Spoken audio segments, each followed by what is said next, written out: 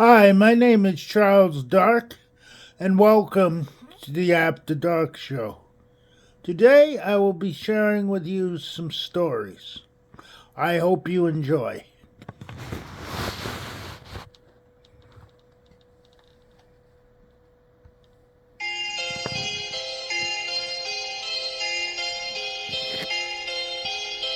Hello, I'm R.L. Stein. Our classic Goosebumps story is called Welcome to Dead House. Amanda and Josh think the old house they've just moved into is weird, spooky, possibly haunted. And the town of Dark Falls is pretty strange too. But their parents don't believe them. You'll get used to it, they say. Go out and make some new friends. So Amanda and Josh do.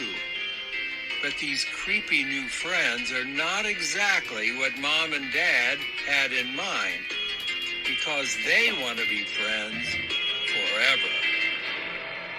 Listener beware, you're in for a scare.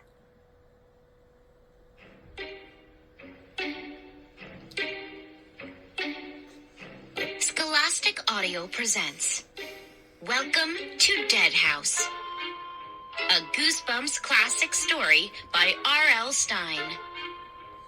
Read by Tara Sands. Chapter 1. Josh and I hated our new house. Sure, it was big. It looked like a mansion compared to our old house. It was a tall red brick house with a sloping black roof and rows of windows framed by black shutters. It's so dark, I thought, studying it from the street.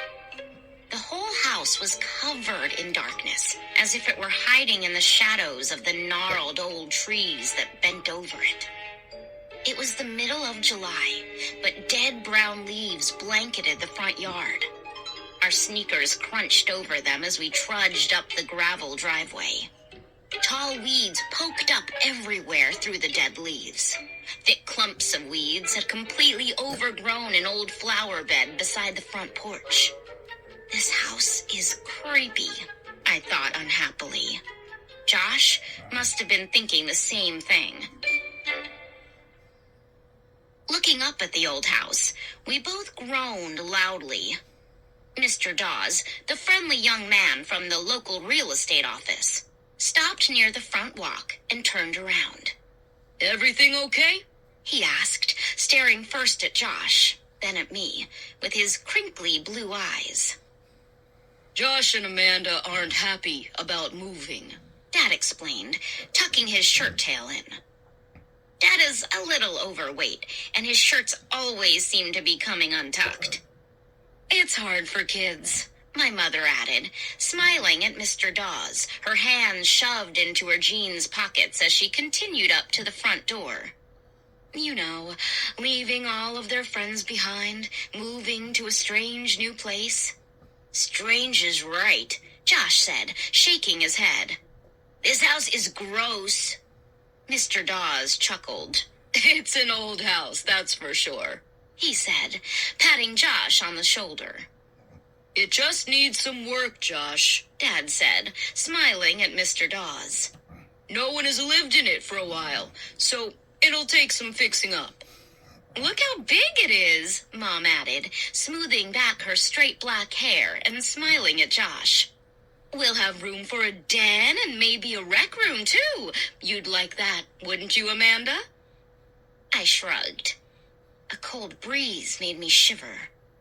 It was actually a beautiful, hot summer day. But the closer we got to the house, the colder I felt. I guessed it was because of all the tall, old trees. I was wearing white tennis shorts and a sleeveless blue t-shirt. It had been hot in the car. But now, I was freezing. Maybe it'll be warmer in the house, I thought. "How old are they?" Mr. Dawes asked Mom, stepping onto the front porch. Amanda is 12, Mom answered, and Josh turned 11 last month. "They look so much alike," Mr. Dawes told Mom. I couldn't decide if that was a compliment or not. I guess it's true. Josh and I are both tall and thin and have curly brown hair like Dad's and dark brown eyes. Everyone says we have serious faces. I really want to go home, Josh said, his voice cracking. I hate this place. My brother is the most impatient kid in the world, and when he makes up his mind about something, that's it. He's a little spoiled.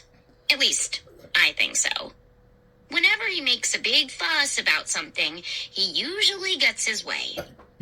We may look alike, but we're really not that similar. I'm a lot more patient than Josh is. A lot more sensible. Probably because I'm older, and because I'm a girl. Josh had grabbed Dad's hand and was trying to pull him back to the car. Let's go. Come on, Dad. Let's go. I knew this was one time Josh wouldn't get his way. We were moving to this house. No doubt about it. After all, the house was absolutely free. A great uncle of Dad's, a man we didn't even know, had died and left the house to Dad in his will. I'll never forget the look on Dad's face when he got the letter from the lawyer. He let out a loud whoop and began dancing around the living room. Josh and I thought he'd flipped or something. My great-uncle Charles has left us a house in his will, Dad explained, reading and rereading the letter. It's in a town called Dark Falls. Huh? Josh and I cried. Where's Dark Falls? Dad shrugged.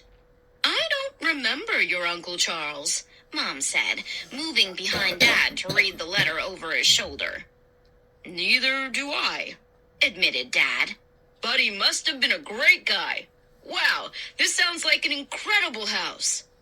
He grabbed Mom's hands and began dancing happily with her across the living room. Dad sure was excited. He'd been looking for an excuse to quit his boring office job and devote all of his time to his writing career. This house, absolutely free, would be just the excuse he needed. And now, a week later, here we were in Dark Falls, a 4-hour drive from our home, seeing our new house for the first time.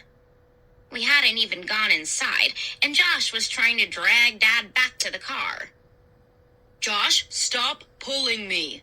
Dad snapped impatiently, struggling to tug his hand out of Josh's grasp. Dad glanced helplessly at Mr. Dawes. I could see that he was embarrassed by how Josh was carrying on. I decided maybe I could help. Let go, Josh, I said quietly, grabbing him by the shoulder. We promised we'd give Dark Falls a chance, remember? I already gave it a chance, Josh whined, not letting go of Dad's hand. This house is old and ugly and I hate it. You haven't even gone inside, Dad said angrily. Yes, let's go in, Mr. Dawes urged, staring at Josh. I'm staying outside, Josh insisted. He can be really stubborn sometimes. I felt just as unhappy as Josh looking at this dark old house, but I'd never carry on the way Josh was. Josh, don't you want to pick out your own room? Mom asked. No, Josh muttered. He and I both glanced up to the second floor. There were 2 large bay windows side by side up there. They looked like 2 dark eyes staring back at us. How long have you lived in your present house? Mr. Dawes asked Dad. Dad had to think for a second. About 14 years, he answered. The kids have lived there for their whole lives. Moving is always hard, Mr. Dawes said sympathetically, turning his gaze on me. You know, Amanda, I moved here to Dark Falls just a few months ago. And I didn't like it much either at first. But now I wouldn't live anywhere else. He winked at me. He had a cute dimple in his chin when he smiled. Let's go inside. It's really quite nice. You'll be surprised. All of us followed Mr. Dawes, except Josh. Are there other kids on this block? Josh demanded. He made it sound more like a challenge than a question. Mr. Dawes nodded. The school's just 2 blocks away, He said, pointing up the street. See? Mom quickly cut in. A short walk to school. No more long bus rides every morning. I liked the bus, Josh insisted. His mind was made up. He wasn't going to give my parents a break, even though we'd both promised to be open-minded about this move. I don't know what Josh thought he had to gain by being such a pain. I mean, Dad already had plenty to worry about. For one thing, he hadn't been able to sell our old house yet. I didn't like the idea of moving, but I knew that inheriting this big house was a great opportunity for us. We were so cramped in our little house. And once Dad managed to sell the old place, we wouldn't have to worry at all about money anymore. Josh should at least give it a chance. That's what I thought. Suddenly, from our car at the foot of the driveway, we heard Petey barking and howling and making a fuss.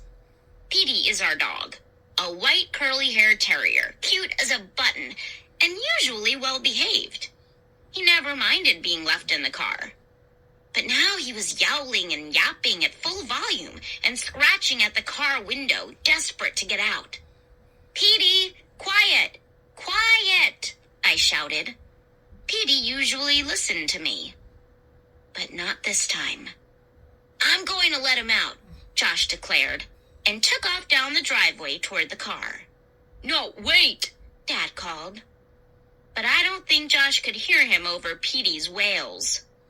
Might as well let the dog explore, Mr. Dawes said. It's going to be his house, too.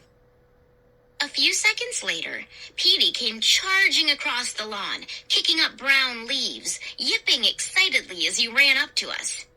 He jumped on all of us as if he hadn't seen us in weeks, and then, to our surprise, he started growling menacingly and barking at Mr. Dawes. "Petey, stop!" Mom yelled. "He's never done this." Dad said apologetically. "Really, he's usually very friendly. He probably smells something on me. Another dog, maybe," Mr. Dawes said, loosening his striped tie, looking warily at our growling dog. Finally, Josh grabbed Petey around the middle and lifted him away from Mr. Dawes. "Stop it, Petey," Josh scolded, holding the dog up close to his face so that they were nose to nose. "Mr. Dawes is our friend." Petey whimpered and licked Josh's face. After a short while, Josh set him back down on the ground. Petey looked up at Mr. Dawes, then at me, then decided to go sniffing around the yard, letting his nose lead the way. "Let's go inside," Mr. Dawes urged, moving a hand through his short blonde hair. He unlocked the front door and pushed it open. Mr. Dawes held the screen door open for us. I started to follow my parents into the house. "I'll stay out here with Petey," Josh insisted from the walk. Dad started to protest, but changed his mind. "Okay, fine," he said, sighing and shaking his head. "I'm not going to argue with you. Don't come in. You can live outside if you want." He sounded really exasperated. "I want to stay with Petey," Josh said again, watching Petey nose his way through the overgrown flower bed. Mr. Dawes followed us into the hallway, gently closing the screen door behind him, giving Josh a final glance. "He'll be fine," he said softly, smiling at Mom. "He can be so stubborn sometimes," Mom said apologetically. She peeked into the living room. "I'm really sorry about Petey. I don't know what got into that dog." "No problem. Let's start in the living room," Mr. Dawes said, leading the way. "I think you'll be pleasantly surprised by how spacious it is. Of course, it needs work." He took us on a tour of every room in the house. I was beginning to get excited. The house was really kind of neat. There were so many rooms and so many closets, and my room was huge and had its own bathroom and an old-fashioned window seat where I could sit and look down at the street. I wish Josh had come inside with us. If he could see how great the house was inside, I knew he'd start to cheer up. I couldn't believe how many rooms there were. There was even a finished attic filled with old furniture and stacks of old, mysterious cartons we could explore. We must have been inside for at least half an hour. I didn't really keep track of the time. I think all three of us were feeling cheered up. Well, I think I've shown you everything, Mr. Dawes said, glancing at his watch. He led the way to the front door. Wait, I want to take one more look at my room, I told them excitedly. I started up the stairs, taking them two at a time. I'll be down in a second. Hurry, dear. I'm sure Mr. Dawes has other appointments, Mom called after me. I reached the second floor landing and hurried down the narrow hallway and into my new room. Wow, I said aloud, and the word echoed faintly against the empty walls. It was so big, and I loved the big window with the window seat. I walked over to it and peered out. Through the trees, I could see our car in the driveway, and beyond it, a house that looked a lot like ours across the street. I'm going to put my bed against that wall across from the window, I thought happily, and my desk can go over there. I'll have room for a computer now. I took one more look at my long walk-in closet, which had a light in the ceiling and wide shelves against the back wall. I was heading to the door, thinking about which of my posters I wanted to bring with me, when I saw the boy.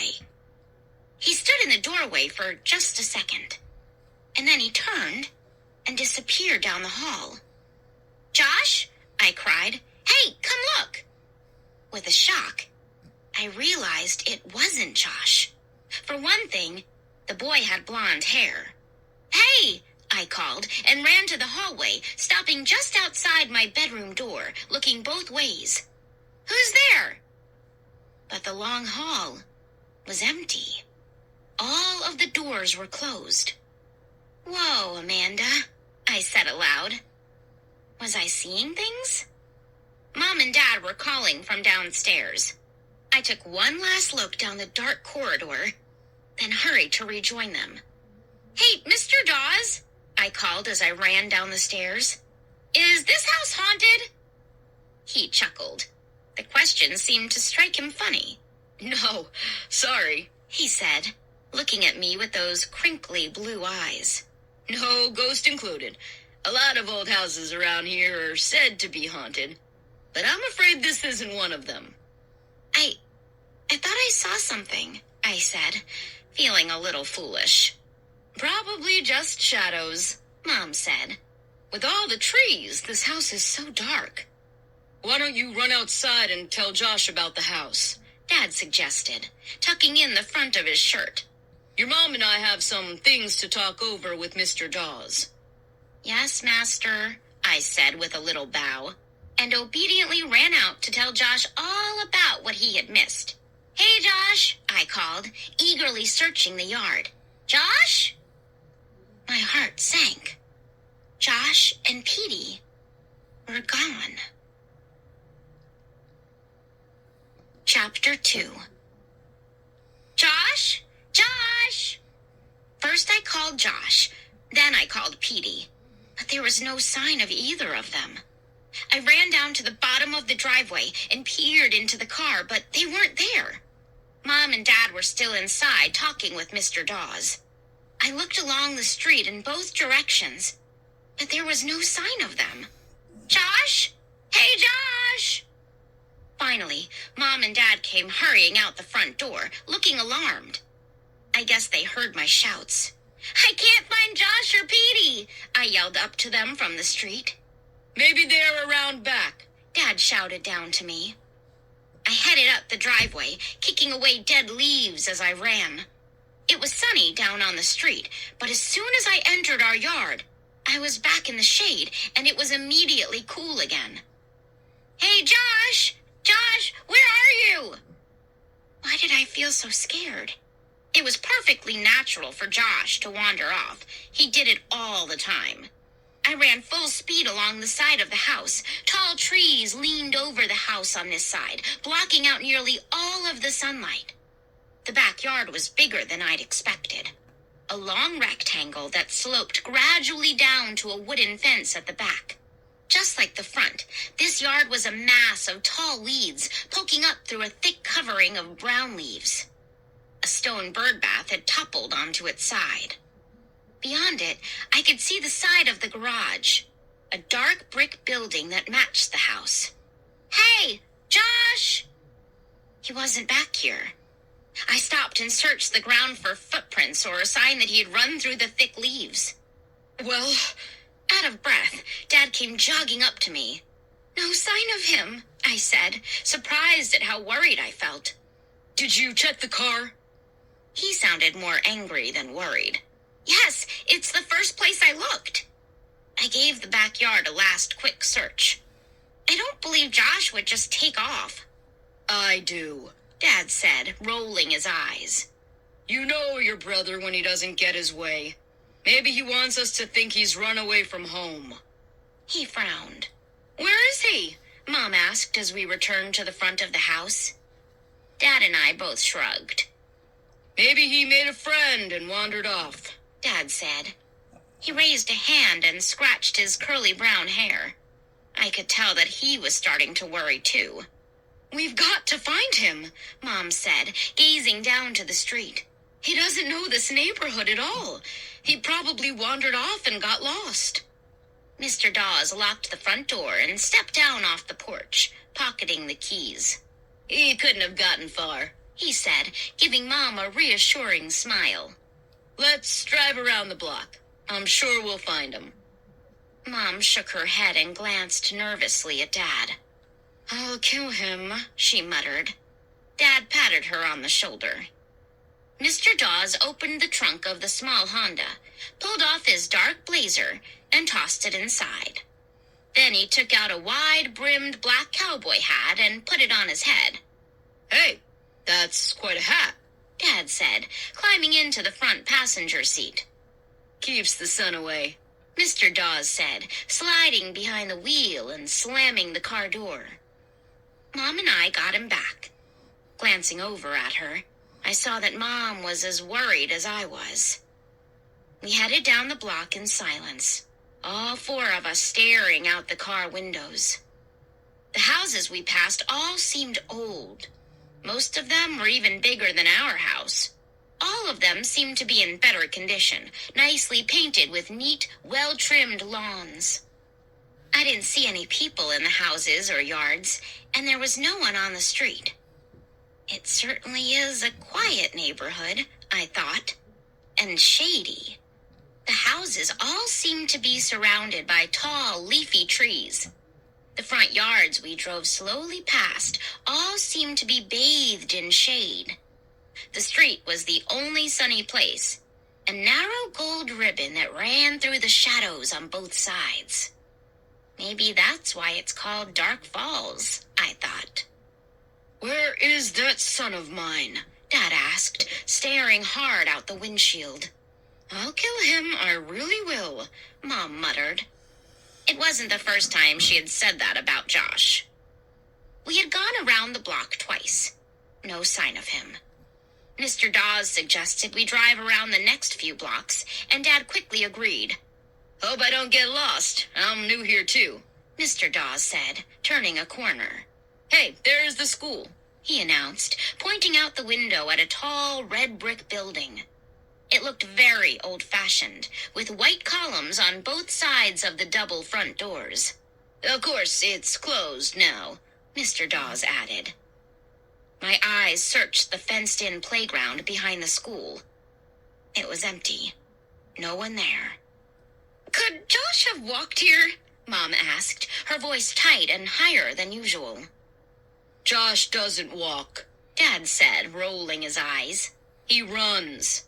We'll find him, Mr. Dawes said confidently, tapping his fingers on the wheel as he steered. We turned a corner onto another shady block. A street sign read Cemetery Drive, and sure enough, a large cemetery rose up in front of us. Granite gravestones rolled along a low hill that sloped down and then up again onto a large flat stretch, also marked with rows of low grave markers and monuments. A few shrubs dotted the cemetery, but there weren't many trees. As we drove slowly past, the gravestones passing by in a blur on the left, I realized that this was the sunniest spot I had seen in the whole town. There's your son. Mr. Dawes, pointing out the window, stopped the car suddenly. Oh, thank goodness, Mom exclaimed, leaning down to see out the window on my side of the car. Sure enough, there was Josh, running wildly along a crooked row of low white gravestones. "What's he doing here?" I asked, pushing open my car door. I got out of the car, took a few steps onto the grass, and called to him. At first, he didn't react to my shouts. He seemed to be ducking and dodging through the tombstones. He would run in one direction, then cut to the side, then head in another direction. Why was he doing that? I took another few steps, and then stopped, gripped with fear. I suddenly realized why Josh was darting and ducking like that, running so wildly through the tombstones. He was being chased. Someone, or something, was after him. Chapter 3. Then, as I took a few reluctant steps toward Josh, watching him bend low, then change directions, his arms outstretched as he ran, I realized I had it completely backward. Josh wasn't being chased. Josh was chasing. He was chasing Petey. Okay. So sometimes my imagination runs away with me. Running through an old graveyard like this, even in bright daylight, it's only natural that a person might start to have weird thoughts. I called to Josh again, and this time he heard me and turned around. He looked worried. "Amanda, come help me," he cried. "Josh, what's the matter?" I ran as fast as I could to catch up with him, but he kept darting through the gravestones, moving from row to row. "Help! Josh, what's wrong?" I turned and saw that Mom and Dad were right behind me. "It's Petey," Josh explained, out of breath. "I can't get him to stop. I caught him once, but he pulled away from me." Petey! Petey! Dad started calling the dog. But Petey was moving from stone to stone, sniffing each one, then running to the next. How did you get all the way over here? Dad asked as he caught up with my brother. "I had to follow Petey," Josh explained, still looking very worried. "He just took off. One second he was sniffing around that flower bed in our front yard. The next second, he just started to run. He wouldn't stop when I called. Wouldn't even look back. He kept running till he got here. I had to follow. I was afraid he'd get lost." Josh stopped and gratefully let Dad take over the chase.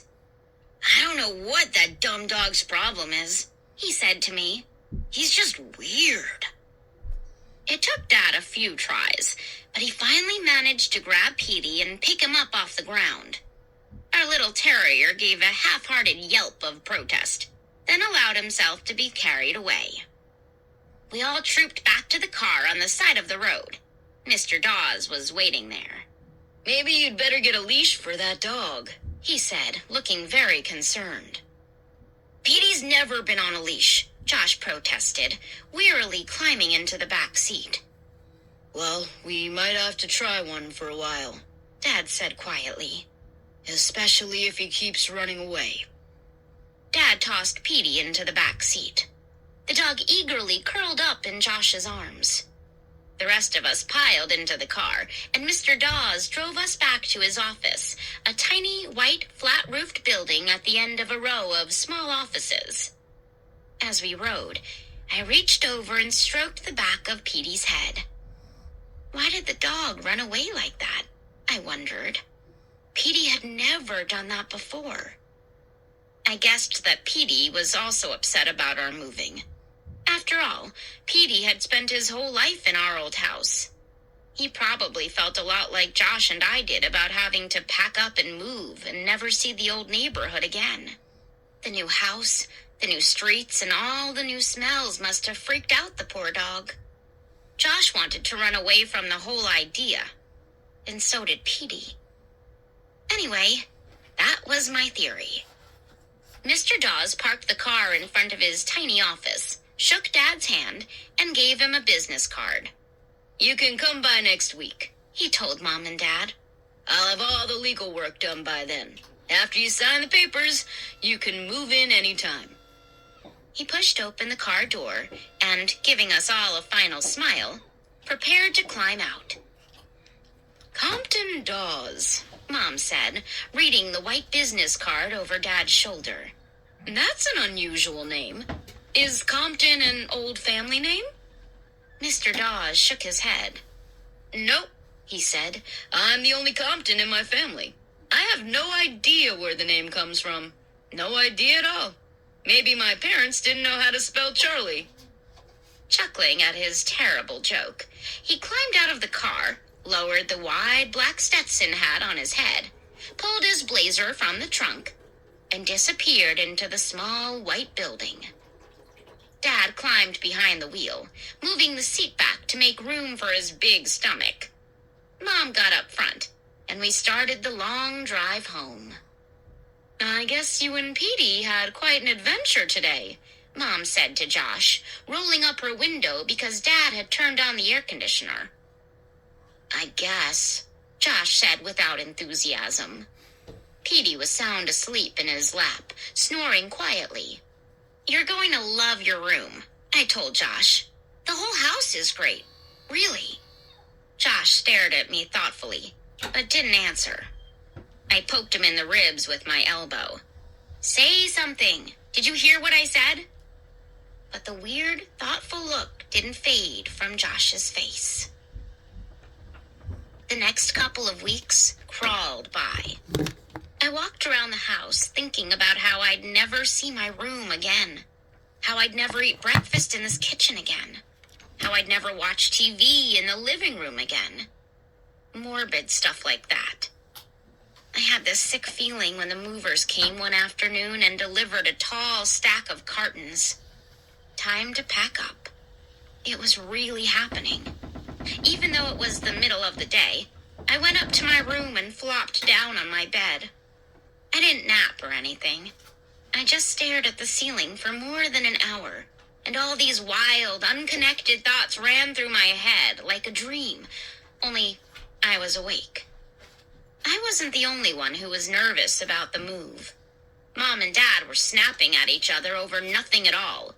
One morning, they had a big fight over whether the bacon was too crispy or not. In a way, it was funny to see them being so childish. Josh was acting really sullen all the time. He hardly spoke a word to anyone. And Petey sulked too. That dumb dog wouldn't even pick himself up and come over to me when I had some table scraps for him. I guess the hardest part about moving was saying goodbye to my friends. Carol and Amy were away at camp, so I had to write to them. But Kathy was home, and she was my oldest and best friend, and the hardest to say goodbye to. I think some people were surprised that Kathy and I had stayed such good friends. For one thing, we look so different. I'm tall and thin and dark, and she's fair-skinned, with long blonde hair and a little chubby.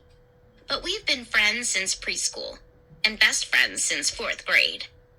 When she came over the night before the move, we were both terribly awkward. Kathy, you shouldn't be nervous, I told her. You're not the one who's moving away forever. It's not like you're moving to China or something, she answered, chewing hard on her bubble gum. Dark Falls is only 4 hours away, Amanda. We'll see each other a lot. Yeah, I guess, I said, but I didn't believe it. 4 hours away was as bad as being in China, as far as I was concerned. I guess we can still talk on the phone, I said glumly. She blew a small green bubble, then sucked it back into her mouth. Yeah, sure, she said, pretending to be enthusiastic. You're lucky, you know, moving out of this crummy neighborhood to a big house. It's not a crummy neighborhood, I insisted. I don't know why I was defending the neighborhood. I never had before. One of our favorite pastimes was thinking of places we'd rather be growing up. School won't be the same without you, she sighed, curling her legs under her on the chair. Who's going to slip me the answers in math? I laughed. I always slipped you the wrong answers. But it was the thought that counted, Kathy said. And then she groaned. Ugh, junior high. Is your new junior high part of the high school or part of the elementary school? I made a disgusted face. Everything's in one building. It's a small town, remember? There's no separate high school. At least I didn't see one. Bummer, she said. Bummer was right. We chatted for hours, until Kathy's mom called and said it was time for her to come home. Then we hugged. I had made up my mind that I wouldn't cry, but I could feel the big, hot tears forming in the corners of my eyes. And then they were running down my cheeks. I'm so miserable, I wailed. I had planned to be really controlled and mature.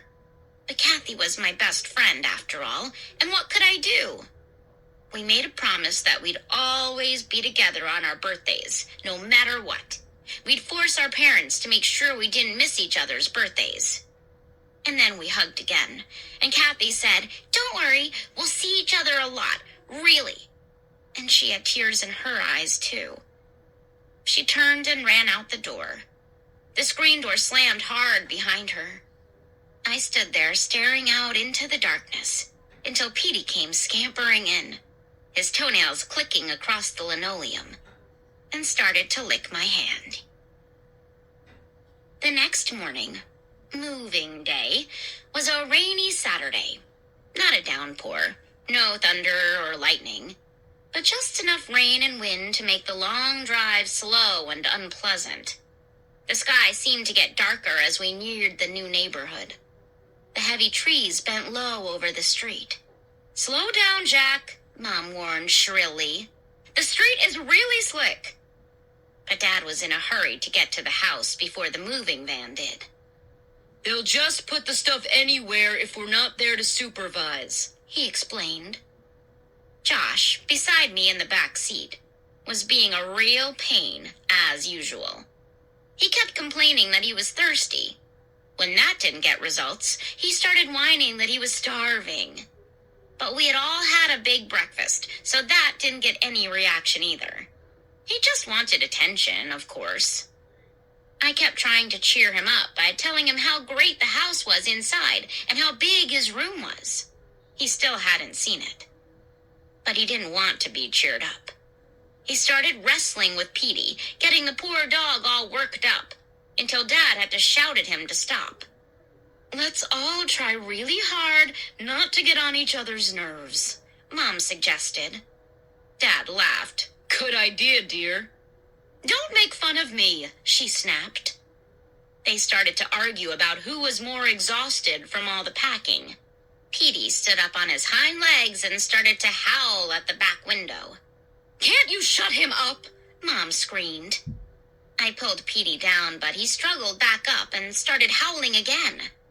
"He's never done this before," I said. "Just get him quiet," Mom insisted. I pulled Petey down by his hind legs, and Josh started to howl. Mom turned around and gave him a dirty look. Josh didn't stop howling, though. He thought he was a riot. Finally, Dad pulled the car up the driveway of the new house. The tires crunched over the wet gravel. Rain pounded on the roof. "Home sweet home," Mom said. I couldn't tell if she was being sarcastic or not. I think she was really glad the long car ride was over. "At least we beat the movers," Dad said, glancing at his watch. Then his expression changed. "Hope they're not lost." "It's as dark as night out there," Josh complained. Petey was jumping up and down in my lap, desperate to get out of the car. He was usually a good traveler, but once the car stopped, he wanted out immediately. I opened my car door and he leaped onto the driveway with a splash and started to run in a wild zigzag across the front yard. "At least someone's glad to be here," Josh said quietly. Dad ran up to the porch and, fumbling with the unfamiliar keys, managed to get the front door open. Then he motioned for us to come into the house. Mom and Josh ran across the walk, eager to get in out of the rain.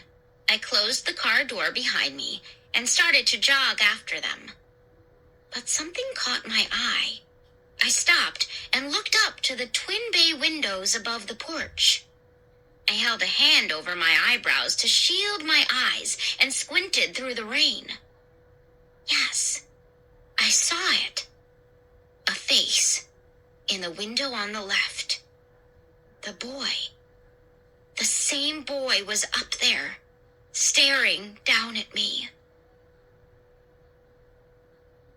Chapter 4. Wipe your feet! Don't track mud on the nice clean floors, Mom called. Her voice echoed against the bare walls of the empty living room. I stepped into the hallway. The house smelled of paint. The painters had just finished on Thursday. It was hot in the house, much hotter than outside. This kitchen light won't go on, Dad called from the back. Did the painters turn off the electricity or something? How should I know? Mom shouted back. Their voices sounded so loud in the big, empty house. Mom, there's someone upstairs, I cried, wiping my feet on the new welcome mat and hurrying into the living room. She was at the window, staring out at the rain, looking for the movers, probably. She spun around as I came in. What?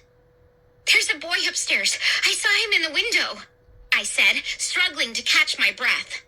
Josh entered the room from the back hallway. He'd probably been with Dad. He laughed. Is someone already living here?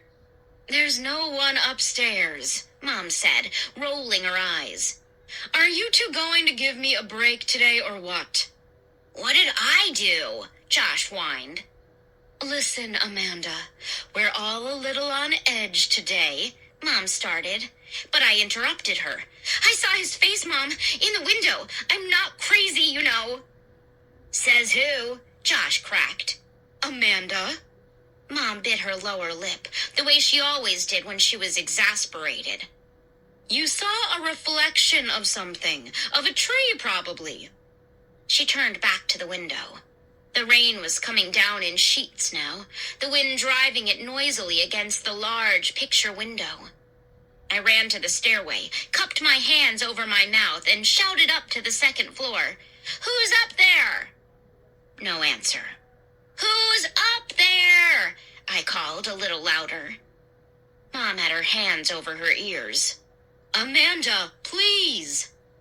Josh had disappeared into the dining room. He was finally exploring the house. There's someone up there, I insisted, and impulsively, I started up the wooden stairway, my sneakers thudding loudly on the bare steps. Amanda! I heard Mom call after me, but I was too angry to stop. Why didn't she believe me? Why did she have to say it was a reflection of a tree I saw up there? I was curious. I had to know who was upstairs. I had to prove Mom wrong. I had to show her I hadn't seen a stupid reflection. I guess I can be pretty stubborn, too. Maybe it's a family trait. The stairs squeaked and creaked under me as I climbed. I didn't feel at all scared until I reached the second floor landing. Then I suddenly had this heavy feeling in the pit of my stomach. I stopped, breathing hard, leaning on the banister. Who could it be? A burglar? A bored neighborhood kid who had broken into an empty house for a thrill? Maybe I shouldn't be up here alone, I realized. Maybe the boy in the window was dangerous. Anybody up here? I called, my voice suddenly trembly and weak. Still leaning against the banister, I listened, and I could hear footsteps scampering across the hallway. No, not footsteps. The rain. That's what it was, the patter of rain against the slate-shingled roof. For some reason, the sound made me feel a little calmer. I let go of the banister and stepped into the long, narrow hallway. It was dark up here, except for a rectangle of gray light from a small window at the other end. I took a few steps, the old wooden floorboards creaking noisily beneath me. answer. I stepped up to the first doorway on my left. The door was closed. The smell of fresh paint was suffocating. There was a light switch on the wall near the door. Maybe it's for the hall light, I thought. I clicked it on, but nothing happened. Anybody here? My hand was trembling as I grabbed the doorknob. It felt warm in my hand and damp. I turned it and, taking a deep breath, pushed open the door. I peered into the room. Gray light filtered in through the bay window. A flash of lightning made me jump back. The thunder that followed was a dull, distant roar. Slowly, carefully, I took a step into the room, then another. No sign of anyone. This was a guest bedroom, or it could be Josh's room if he decided he liked it. Another flash of lightning. The sky seemed to be darkening. It was pitch black out there, even though it was just after lunchtime. I backed into the hall. The next room down was going to be mine. It also had a bay window that looked down on the front yard. Was the boy I saw staring down at me in my room? I crept down the hall, letting my hand run along the wall for some reason, and stopped outside my door, which was also closed. Taking a deep breath, I knocked on the door. "Who's in there?" I called. I listened. Silence. Then a clap of thunder, closer than the last. I froze as if I were paralyzed, holding my breath. It was so hot up here. Hot and damp. And the smell of paint was making me dizzy. I grabbed the doorknob. "Anybody in there?" I started to turn the knob when the boy crept up from behind and grabbed my shoulder. Chapter 5. I couldn't breathe. I couldn't cry out. My heart seemed to stop. My chest felt as if it were about to explode. With a desperate, terrified effort, I spun around. "Josh!" I shrieked. "You scared me to death. I thought—" He let go of me and took a step back. "Gotcha!" he declared, and then started to laugh, a high-pitched laugh that echoed down the long, bare hallway. My heart was pounding hard now. My forehead throbbed. "You're not funny," I said angrily. I shoved him against the wall. "You really scared me." He laughed and rolled around on the floor. He's really a sicko. I tried to shove him again, but missed. Angrily, I turned away from him, just in time to see my bedroom door slowly swinging open. I gasped in disbelief and froze, gaping at the moving door. Josh stopped laughing and stood up, immediately serious, his dark eyes wide with fright. I could hear someone moving inside the room. I could hear whispering, excited giggles. Who's there?" I managed to stammer in a high little voice I didn't recognize. The door, creaking loudly, opened a bit more, then started to close. "Who's there?" I demanded, a bit more forcefully. Again, I could hear whispering, someone moving about. Josh had backed up against the wall and was edging away toward the stairs. He had an expression on his face I'd never seen before. Sheer terror. The door, creaking like a door in a movie-haunted house, closed a little more. Josh was nearly to the stairway. He was staring at me, violently motioning with his hand for me to follow. But instead, I stepped forward, grabbed the doorknob, and pushed the door open hard. It didn't resist. I let go of the doorknob and stood blocking the doorway. "Who's there?" The room was empty. Thunder crashed. It took me a few seconds to realize what was making the door move. The window on the opposite wall had been left open several inches.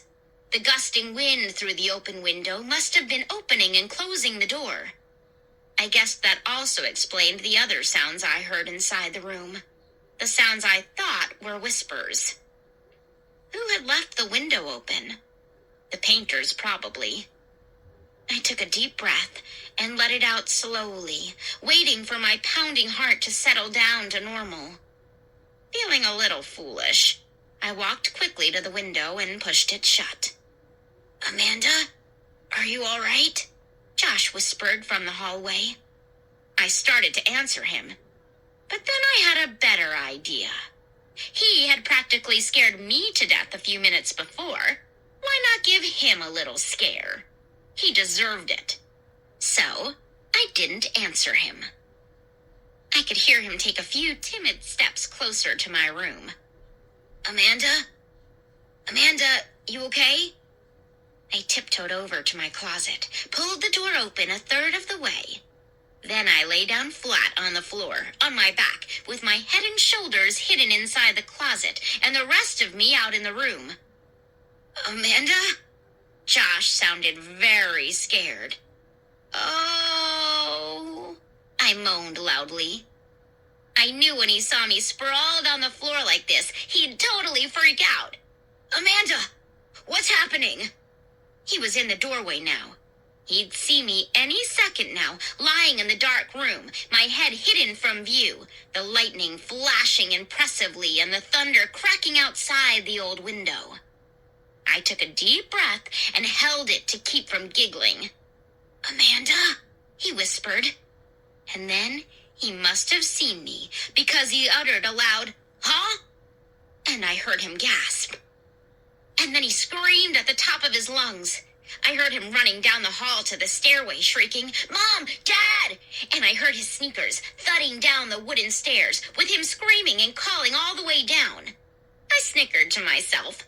Then, before I could pull myself up, I felt a rough, warm tongue licking my face. "Petey!" He was licking my cheeks, licking my eyelids, licking me frantically as if he were trying to revive me, or as if to let me know that everything was okay. "Oh, Petey! Petey!" I cried, laughing and throwing my arms around the sweet dog. "Stop! You're getting me all sticky!" But he wouldn't stop. He kept on licking fiercely. The poor dog is nervous too, I thought. "Come on, Petey, shape up," I told him, holding his panting face away with both my hands. "There's nothing to be nervous about. This new place is going to be fun. You'll see." Chapter 6. That night, I was smiling to myself as I fluffed up my pillow and slid into bed. I was thinking about how terrified Josh had been that afternoon, how frightened he looked even after I came prancing down the stairs, perfectly okay. How angry he was that I'd fooled him. Of course, Mom and Dad didn't think it was funny. They were both nervous and upset because the moving van had just arrived an hour late. They forced Josh and me to call a truce. No more scaring each other. "It's hard not to get scared in this creepy old place," Josh muttered. But we reluctantly agreed not to play any more jokes on each other, if we could possibly help it. The men, complaining about the rain, started carrying in all of our furniture. Josh and I helped show them where we wanted stuff in our rooms. They dropped my dresser on the stairs, but it only got a small scratch. The furniture looked strange and small in this big house. Josh and I tried to stay out of the way while Mom and Dad worked all day, arranging things, emptying cartons, putting clothes away. Mom even managed to get the curtains hung in my room. What a day.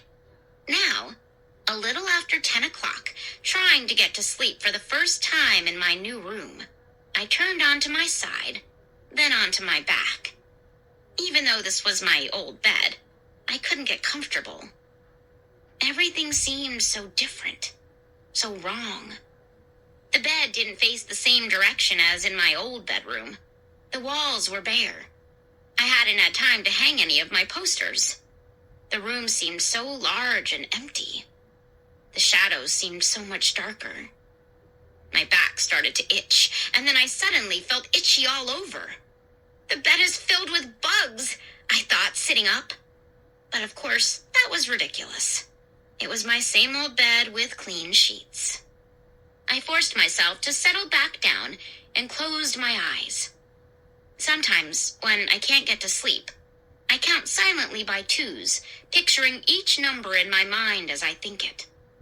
It usually helps to clear my mind so that I can drift off to sleep. I tried it now, burying my face in the pillow, picturing the numbers rolling past. 4, 6, 8. I yawned loudly, still wide awake at 2:20. I'm going to be awake forever, I thought. I'm never going to be able to sleep in this new room. But then I must have drifted off without realizing it. I don't know how long I slept. An hour or two at the most. It was a light, uncomfortable sleep. Then, something woke me. I sat straight up, startled. Despite the heat of the room, I felt cold all over. Looking down to the end of the bed, I saw that I had kicked off the sheet and light blanket. With a groan, I reached down for them, but then froze. I heard whispers. Someone was whispering across the room. Who's there? My voice was a whisper too, tiny and frightened. I grabbed my covers and pulled them up to my chin. I heard more whispers. The room came into focus as my eyes adjusted to the dim light. The curtains, the long, sheer curtains from my old room that my mother had hung that afternoon, were fluttering at the window. So, that explained the whispers. The billowing curtains must have woken me up. A soft gray light floated in from outside. The curtains cast moving shadows onto the foot of my bed. Yawning, I stretched and climbed out of bed. I felt chilled all over as I crept across the wooden floor to close the window. As I came near, the curtains stopped billowing and floated back into place. I pushed them aside and reached out to close the window. Oh! I uttered a soft cry when I realized that the window was closed. But how could the curtains flutter like that with the window closed? I stood there for a while, staring out at the grays of the night. There wasn't much of a draft. The window seemed pretty airtight. Had I imagined the curtains billowing? Were my eyes playing tricks on me? I hurried back through the strange shadows to my bed and pulled the covers up as high as they would go. Amanda, stop scaring yourself, I scolded. When I fell back to sleep a few minutes later, I had the ugliest, most terrifying dream. I dreamed that we were all dead. Mom, Dad, Josh, and me. At first, I saw us sitting around the dinner table in the new dining room. The room was very bright, so bright I couldn't see our faces very well. They were just a bright white blur. But then, slowly, everything came into focus, and I could see that beneath our hair, we had no faces. Our skin was gone, and only our gray-green skulls were left. Bits of flesh clung to my bony cheeks. There were only deep, black sockets where my eyes had been. The four of us, all dead, sat eating in silence. Our dinner plates, I saw, were filled with small bones. A big platter in the center of the table was piled high with gray-green bones, human-looking bones. And then, in this dream, our disgusting meal was interrupted by a loud knocking on the door, an insistent pounding that grew louder and louder. It was Kathy, my friend from back home. I could see her at our front door, pounding on it with both fists. I wanted to go answer the door. I wanted to run from the dining room and pull open the door and greet Kathy. I wanted to talk to Kathy. I wanted to tell her what had happened to me, to explain that I was dead and that my face had fallen away. I wanted to see Kathy so badly. But I couldn't get up from the table. I tried and tried, but I couldn't get up. The pounding on the door grew louder and louder until it was deafening. But I just sat there with my gruesome family, picking up bones from my dinner plate and eating them. I woke up with a start, the horror of the dream still with me. I could still hear the pounding in my ears. I shook my head, trying to chase the dream away. It was morning. I could tell from the blue of the sky outside the window. Oh no. The curtains. They were billowing again, flapping noisily as they blew into the room. I sat up and stared. The window was still closed. Chapter 7. I'll take a look at the window. There must be a draft or a leak or something. Dad sat at breakfast.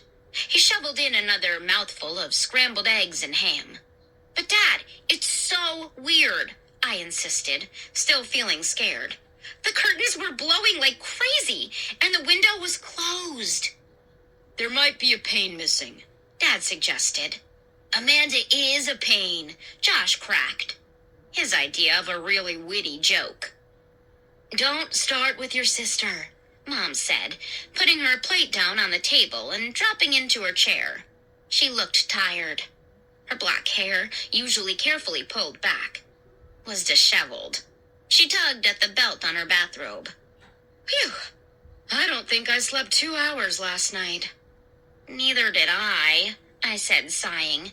I kept thinking that boy would show up in my room again. Amanda, you've really got to stop this, Mom said sharply.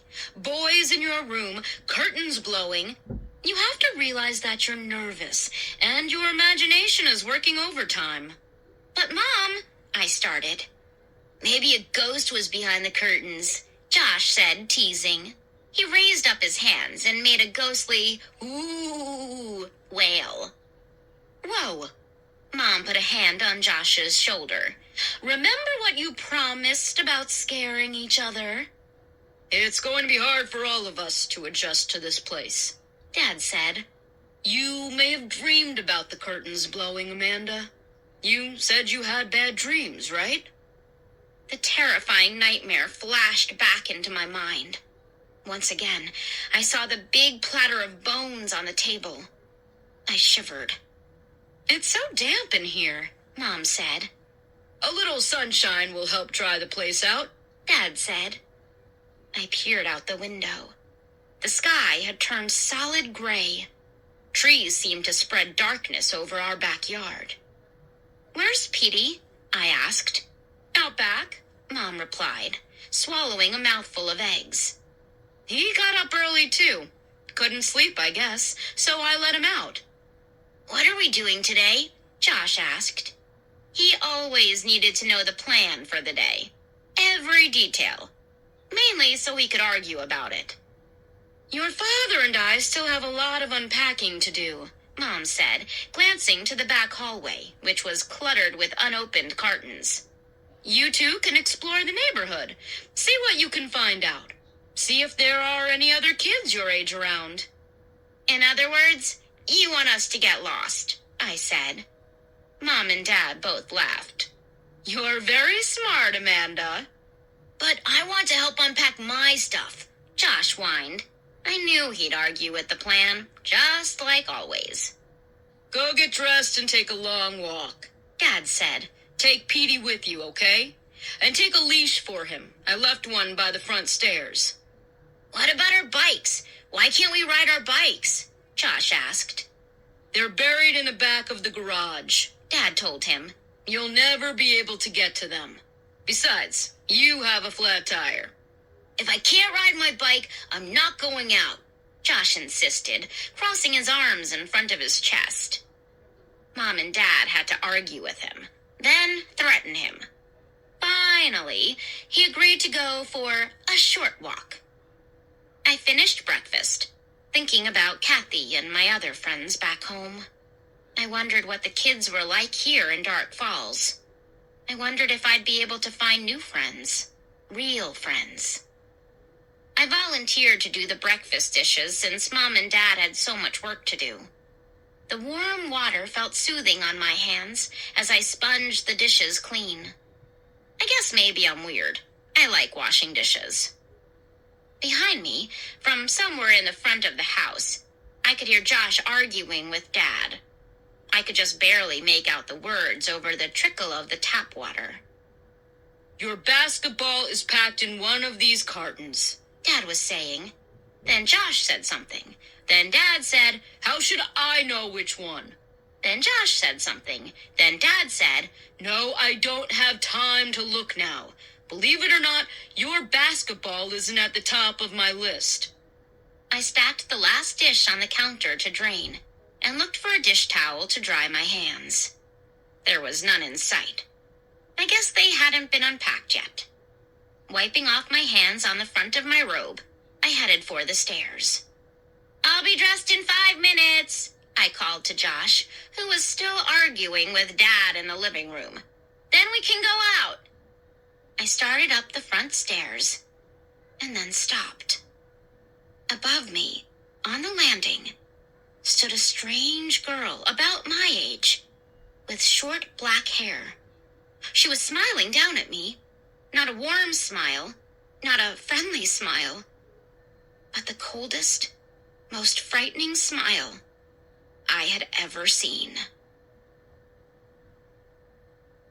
Chapter 8. A hand touched my shoulder. I spun around. It was Josh. I'm not going for a walk unless I can take my basketball, he said. Josh, please. I looked back up to the landing, and the girl was gone. I felt cold all over. My legs were all trembly. I grabbed the banister. Dad, come here, please, I called. Josh's face filled with alarm. Hey, I didn't do anything, he shouted. No, it's not you, I said, and called Dad again. Amanda, I'm kind of busy, Dad said, appearing at the foot of the stairs, already perspiring from unpacking living room stuff. Dad, I saw somebody, I told him. Up there. A girl. I pointed. Amanda, please, he replied, making a face. Stop seeing things, okay?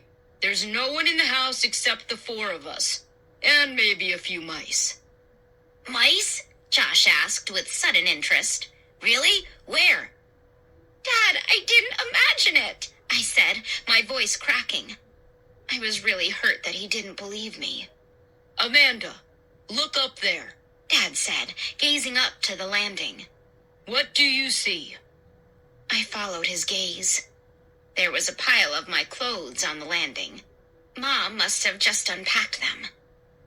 It's just clothes, Dad said impatiently. It's not a girl, it's clothes. He rolled his eyes. Sorry, I said quietly. I repeated it as I started up the stairs. Sorry. But I didn't really feel sorry. I felt confused and still scared. Was it possible that I thought a pile of clothes was a smiling girl? No, I didn't think so. I'm not crazy, and I have really good eyesight. So then what was going on? I opened the door to my room, turned on the ceiling light, and saw the curtains billowing in front of the bay window. Oh no, not again, I thought.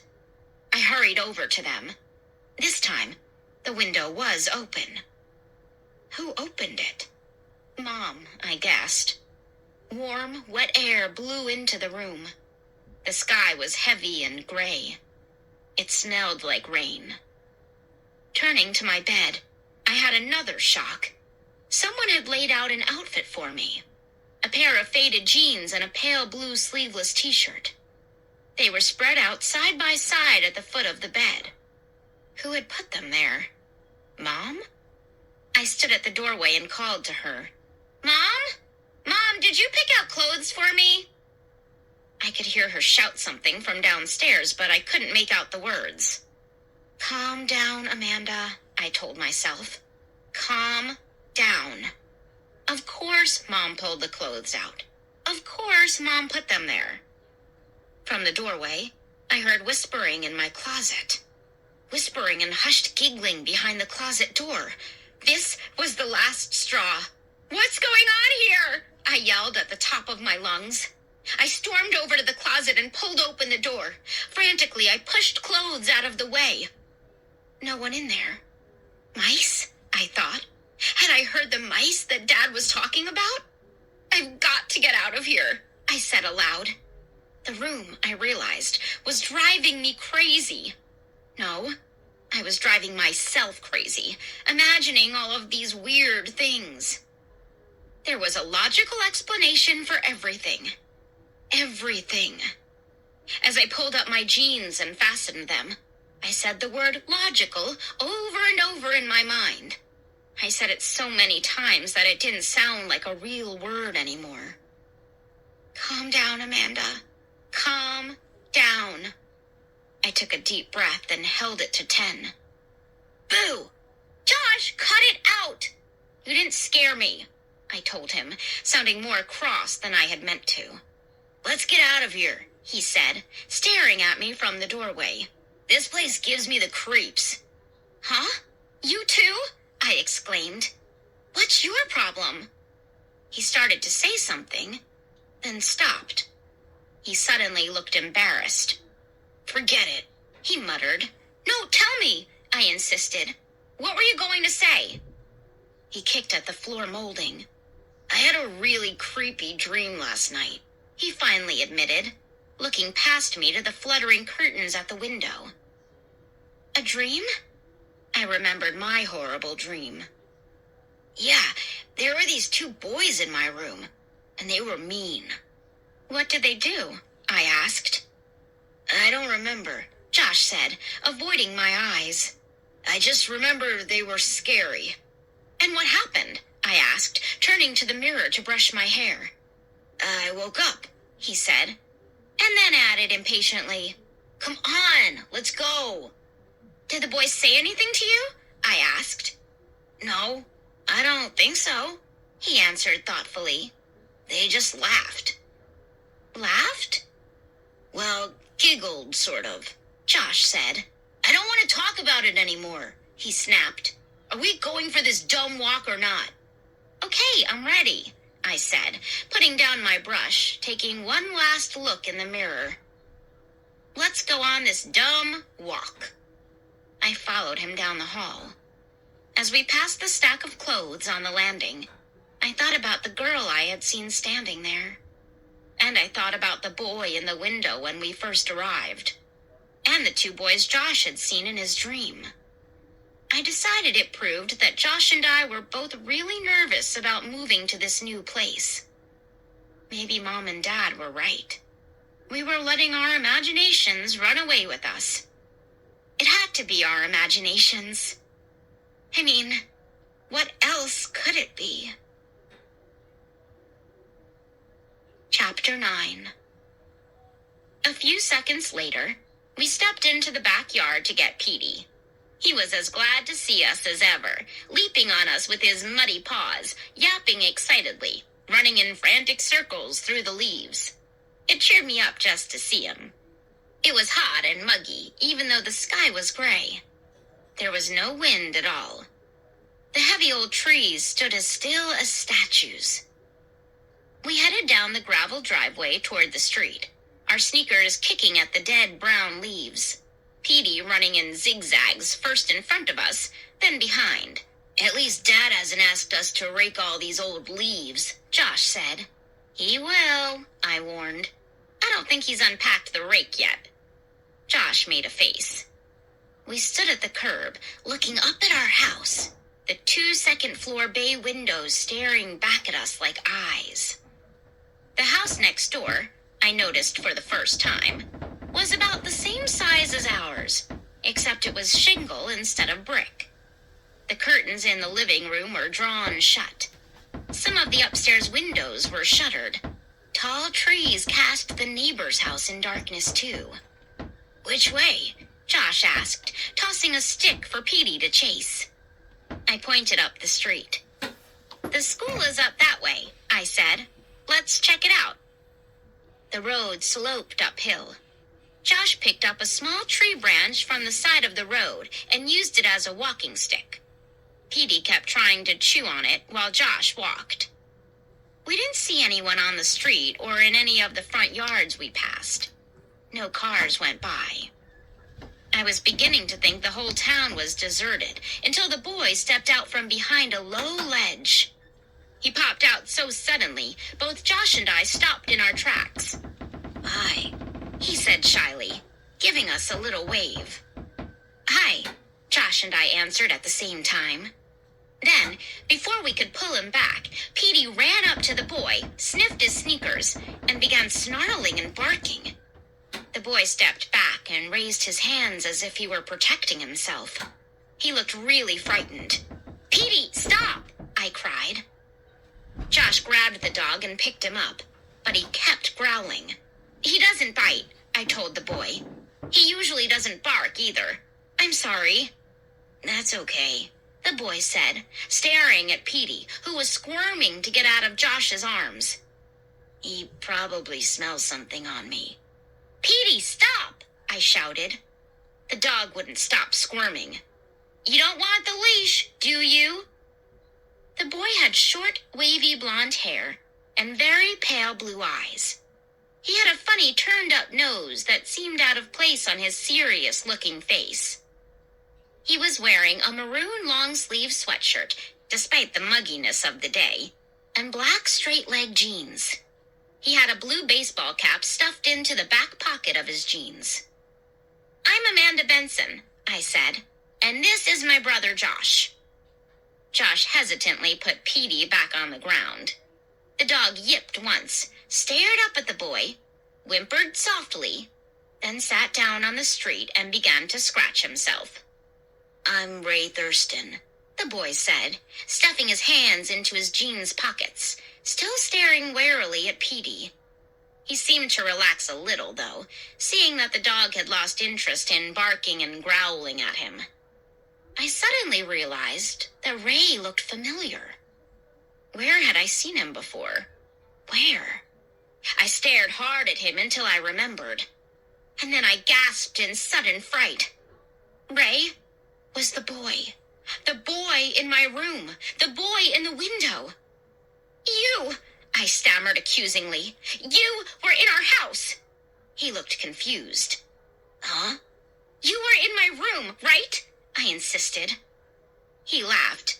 "I don't get it," he said. "In your room?" Petey raised his head and gave a low growl in Ray's direction. Then he went back to his serious scratching. "I thought I saw you," I said, beginning to feel a little doubtful. Maybe it wasn't him. Maybe. "I haven't been in your house in a long time," Ray said, looking down warily at Petey. "A long time?" "Yeah. I used to live in your house," he replied. "Huh?" Josh and I stared at him in surprise. "Our house?" Ray nodded. "When we first moved here," he said. He picked up a flat pebble and heaved it down the street. Petey growled, started to chase it, changed his mind, and plopped back down on the street, his stub of a tail wagging excitedly. Heavy clouds lowered across the sky. It seemed to grow darker. "Where do you live now?" I asked. Ray tossed another stone, then pointed up the road. "Did you like our house?" Josh asked Ray. "Yeah, it was okay," Ray told him. "Nice and shady." "You liked it?" Josh cried. "I think it's gross. It's so dark and—" Petey interrupted. He decided to start barking at Ray again, running up till he was a few inches in front of Ray, then backing away. Ray took a few cautious steps back to the edge of the curb. Josh pulled the leash from the pocket of his shorts. "Sorry, Petey," he said. I held the growling dog while Josh attached the leash to his collar. "He's never done this before, really," I said, apologizing to Ray. The leash seemed to confuse Petey. He tugged against it, pulling Josh across the street. But at least he stopped barking. "Let's do something," Josh said impatiently. "Like what?" Ray asked, relaxing again now that Petey was on the leash. We all thought for a while. "Maybe we could go to your house," Josh suggested to Ray. Ray shook his head. "No, I don't think so," he said. "Not now, anyway." "Where is everyone?" I asked, looking up and down the empty street. It's really dead around here, huh? He chuckled. Yeah, I guess you could say that, he said. Want to go to the playground behind the school? Yeah, okay, I agreed. The three of us headed up the street, Ray leading the way, me walking a few feet behind him, Josh holding his tree branch in one hand, the leash in the other, Petey running this way, then that, giving Josh a really hard time. We didn't see the gang of kids till we turned the corner. There were 10 or 12 of them, mostly boys, but a few girls too. They were laughing and shouting, shoving each other playfully as they came toward us down the center of the street. Some of them, I saw, were about my age. The rest were teenagers. They were wearing jeans and dark t-shirts. One of the girls stood out because she had long, straight blonde hair and was wearing green spandex tights. Hey, look! A tall boy with slicked back black hair cried, pointing at us. Seeing Ray, Josh, and me, they grew quiet, but didn't stop moving toward us. A few of them giggled as if they were enjoying some kind of private joke. The three of us stopped and watched them approach. I smiled and waited to say hi. Petey was pulling at his leash and barking his head off. Hi, guys, the tall boy with the black hair said, grinning. The others thought this was very funny for some reason. They laughed.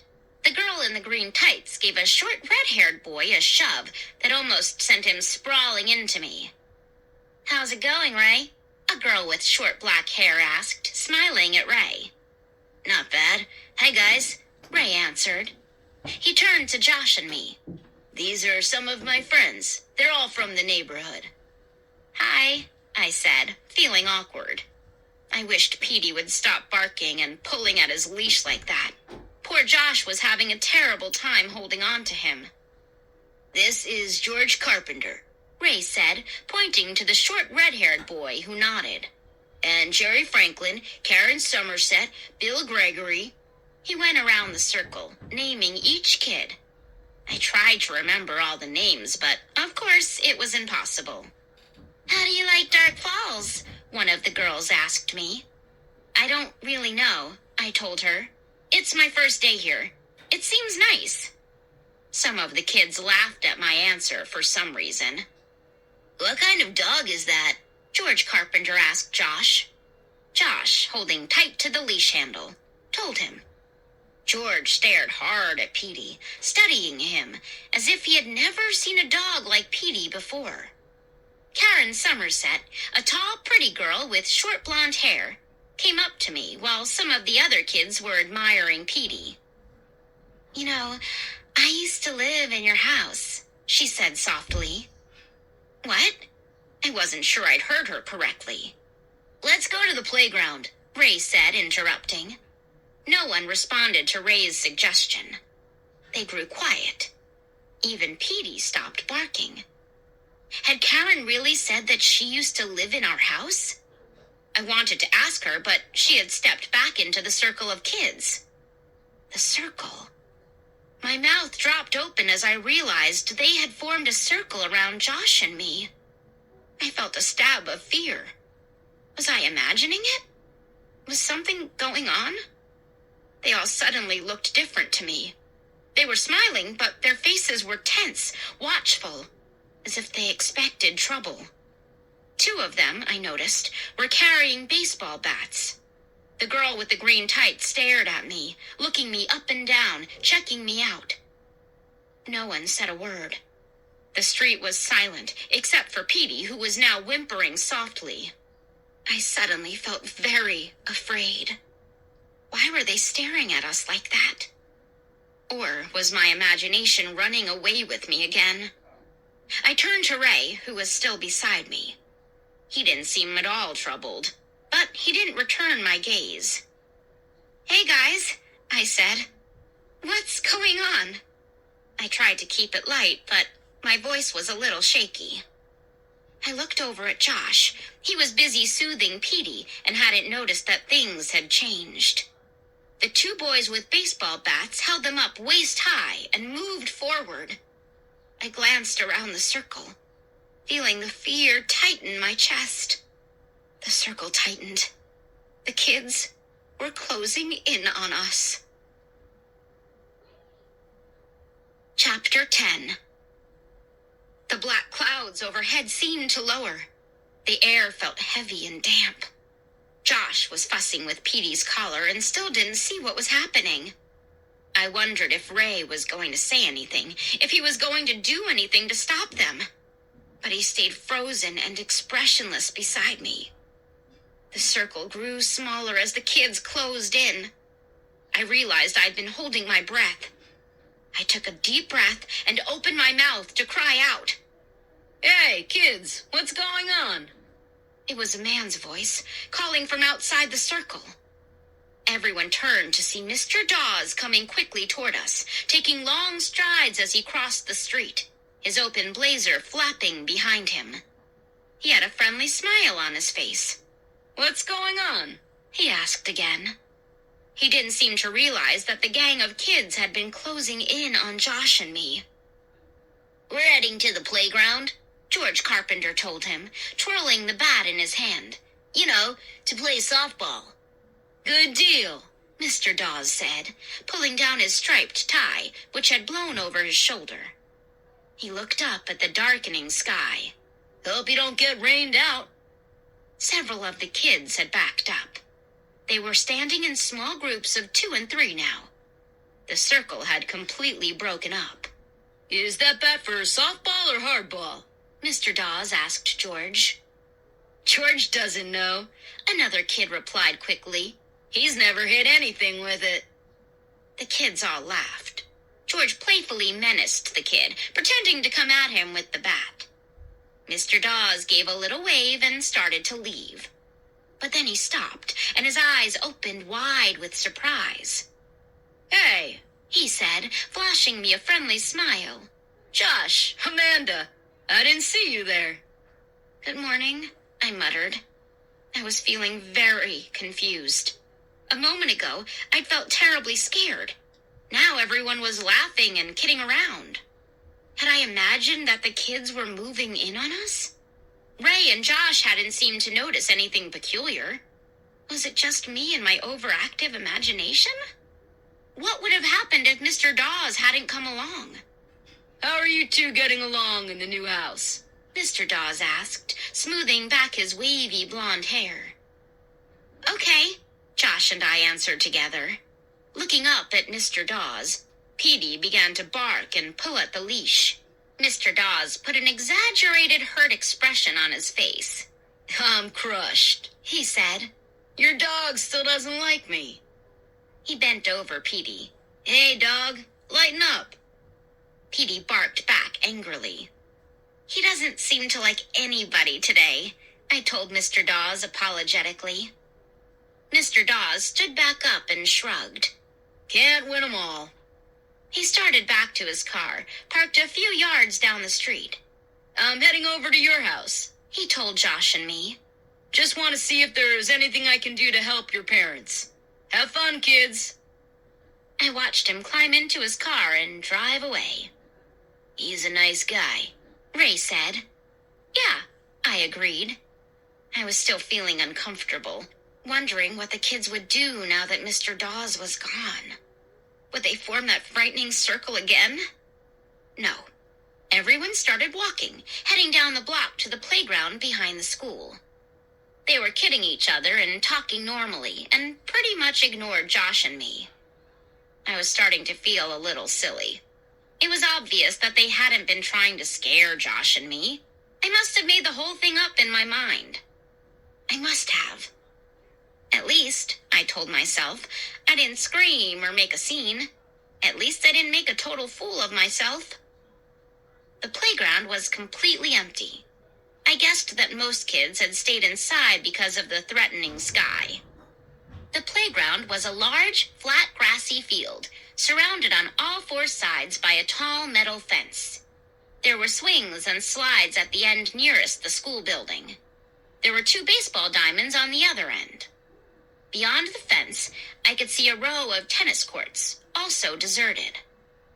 Josh tied Petey to the fence, then came running over to join the rest of us. The boy named Jerry Franklin made up the teams. Ray and I were on the same team. Josh was on the other.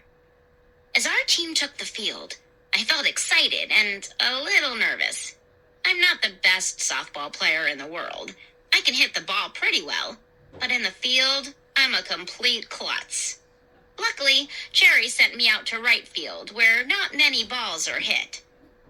The clouds began to part a little, and the sky got lighter. We played 2 full innings. The other team was winning, 8-2. I was having fun. I had only messed up on 1 play, and I hit a double my first time at bat. It was fun being with a whole new group of kids. They seemed really nice, especially the girl named Karen Somerset, who talked with me while we waited for our turn at bat. Karen had a great smile, even though she wore braces on all her teeth, up and down. She seemed very eager to be friends. The sun was coming out as my team started to take the field for the beginning of the 3rd inning. Suddenly, I heard a loud, shrill whistle. I looked around until I saw that it was Jerry Franklin blowing a silver whistle. Everyone came running up to him. We better quit, He said, looking up at the brightening sky. We promised our folks, remember, that we'd be home for lunch? I glanced at my watch. It was only 11:30. Still early. But to my surprise, no one protested. They all waved to each other and called out farewells, and then began to run. I couldn't believe how fast everyone left. It was as if they were racing or something. Karen ran past me like the others, her head down, a serious expression on her pretty face. Then she stopped suddenly and turned around. "Nice meeting you, Amanda," she called back. "We should get together sometime." "Great," I called to her. "Do you know where I live?" I couldn't hear her answer very well. She nodded, and I thought she said, "Yes, I know it. I used to live in your house." But that couldn't have been what she said. Chapter 11. Several days went by. Josh and I were getting used to our new house and our new friends. The kids we met every day at the playground weren't exactly friends yet. They talked with Josh and me and let us on their teams, but it was really hard to get to know them. In my room, I kept hearing whispers late at night and soft giggling, but I forced myself to ignore it.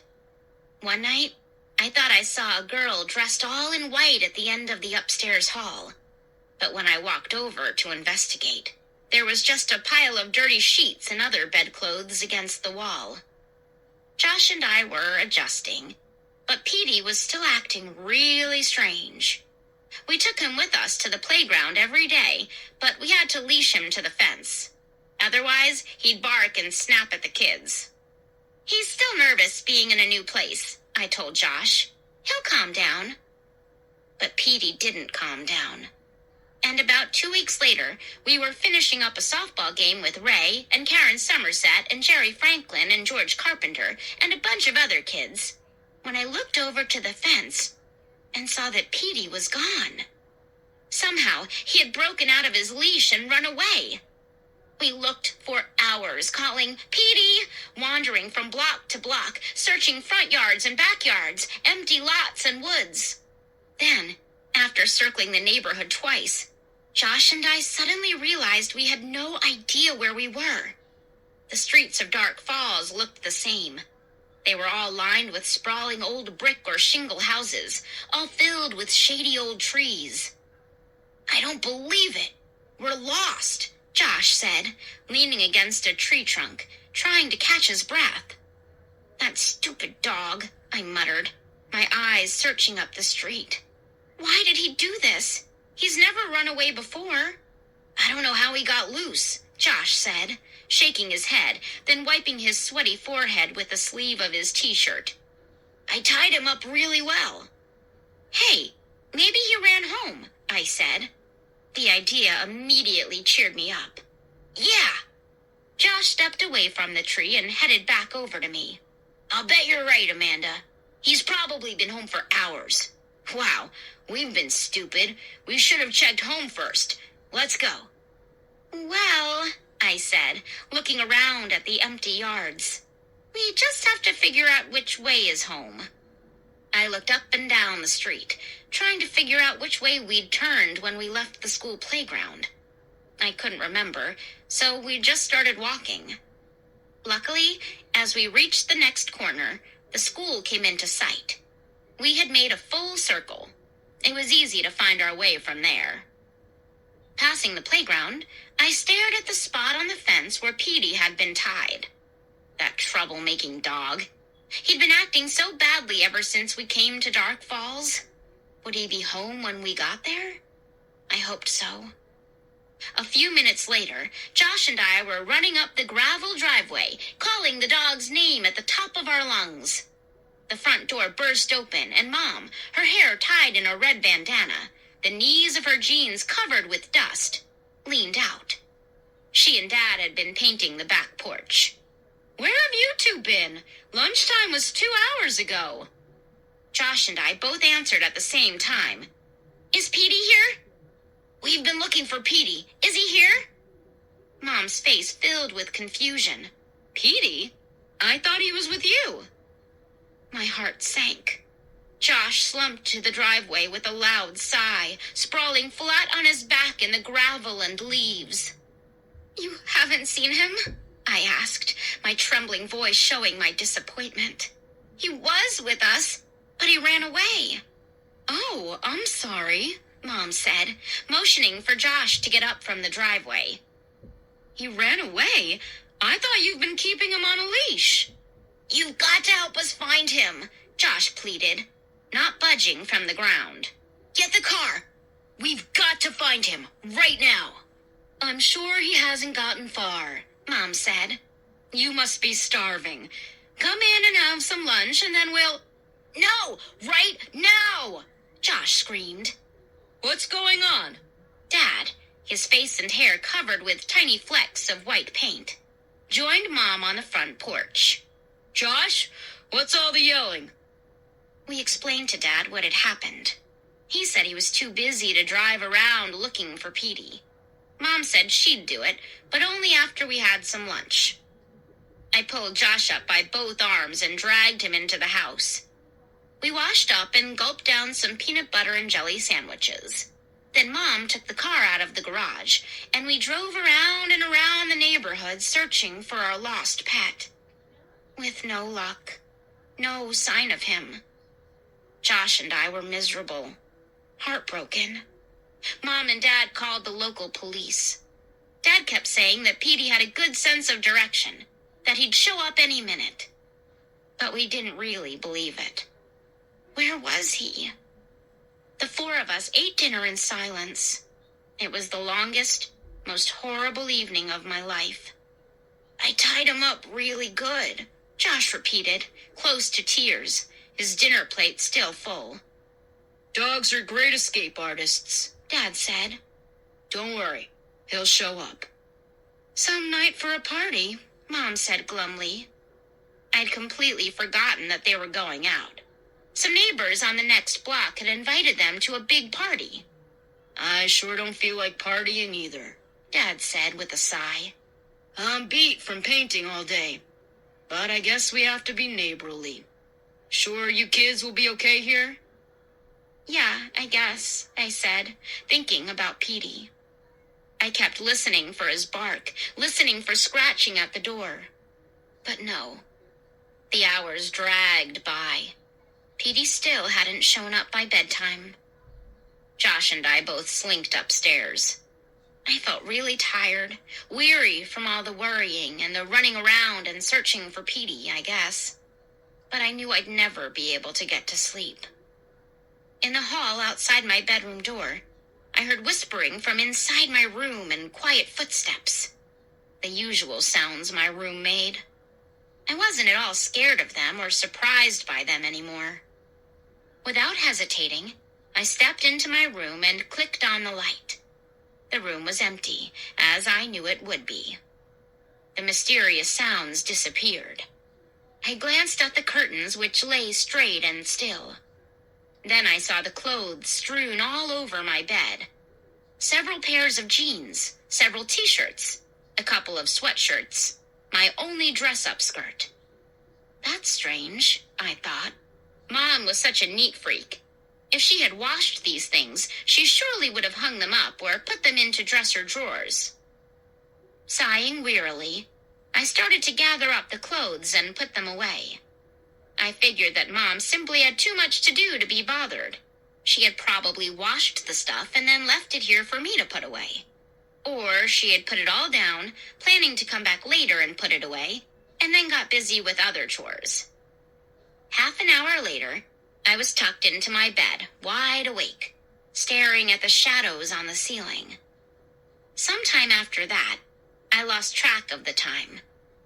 I was still wide awake, still thinking about Petey, thinking about the new kids I'd met, thinking about the new neighborhood, when I heard my bedroom door creak and swing open. Footsteps on the creaking floorboards. I sat up in the darkness as someone crept into my room.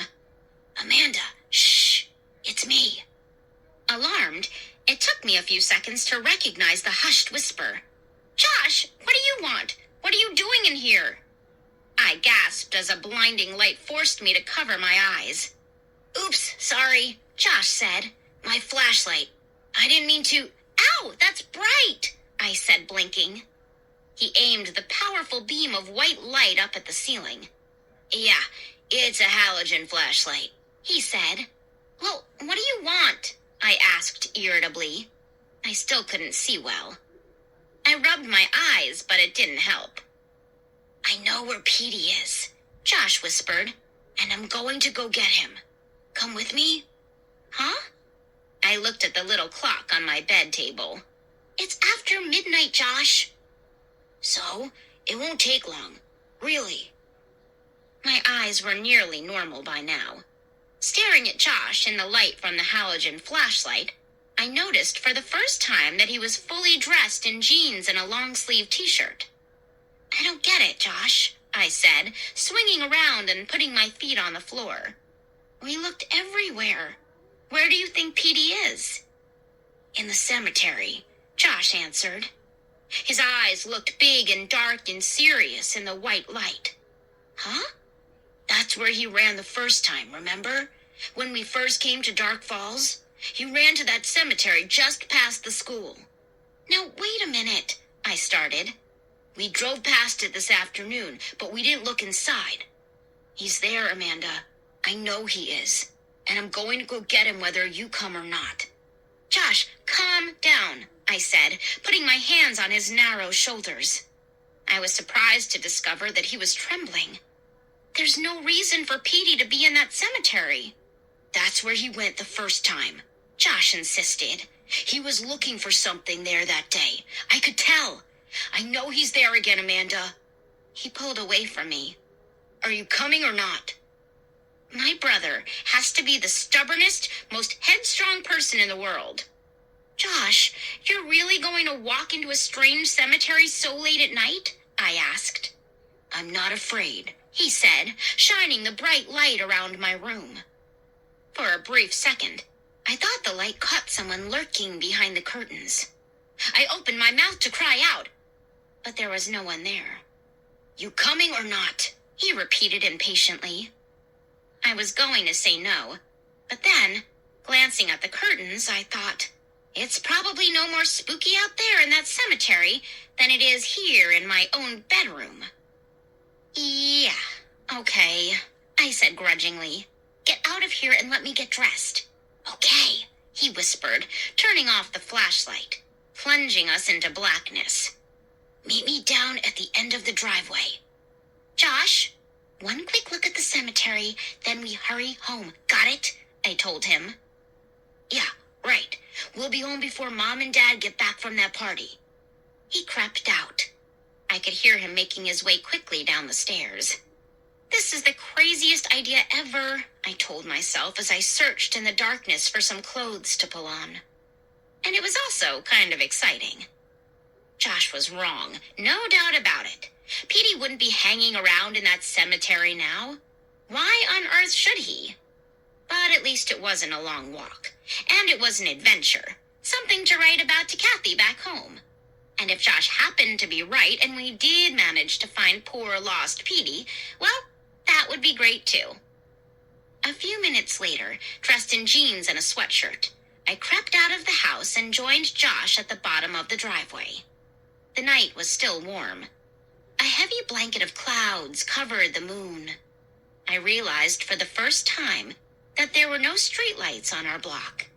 Josh had the halogen flashlight on, aimed down at our feet. "You ready?" he asked. Dumb question. Would I be standing there if I weren't ready? We crunched over dead leaves as we headed up the block toward the school. From there, it was just 2 blocks to the cemetery. "It's so dark," I whispered. The houses were black and silent. There was no breeze at all. It was as if we were all alone in the world. "It's too quiet," I said, hurrying to keep up with Josh. "No crickets or anything. Are you sure you really want to go to the cemetery?" "I'm sure," he said, his eyes following the circle of light from the flashlight as it bumped over the ground. "I really think Petey is there." We walked in the street, keeping close to the curb. We had gone nearly 2 blocks. The school was just coming into sight on the next block when we heard the scraping steps behind us on the pavement. Josh and I both stopped. He lowered the light. We both heard the sounds. I wasn't imagining them. Someone was following us. Chapter 12.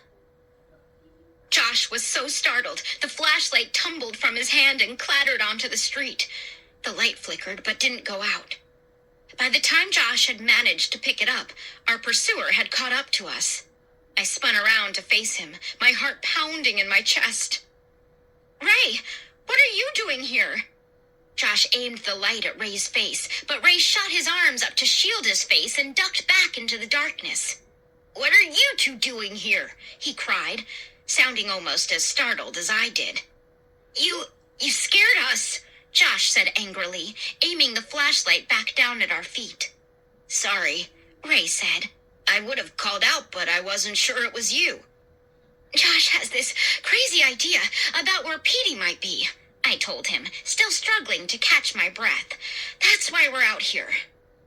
"What about you?" Josh asked Ray.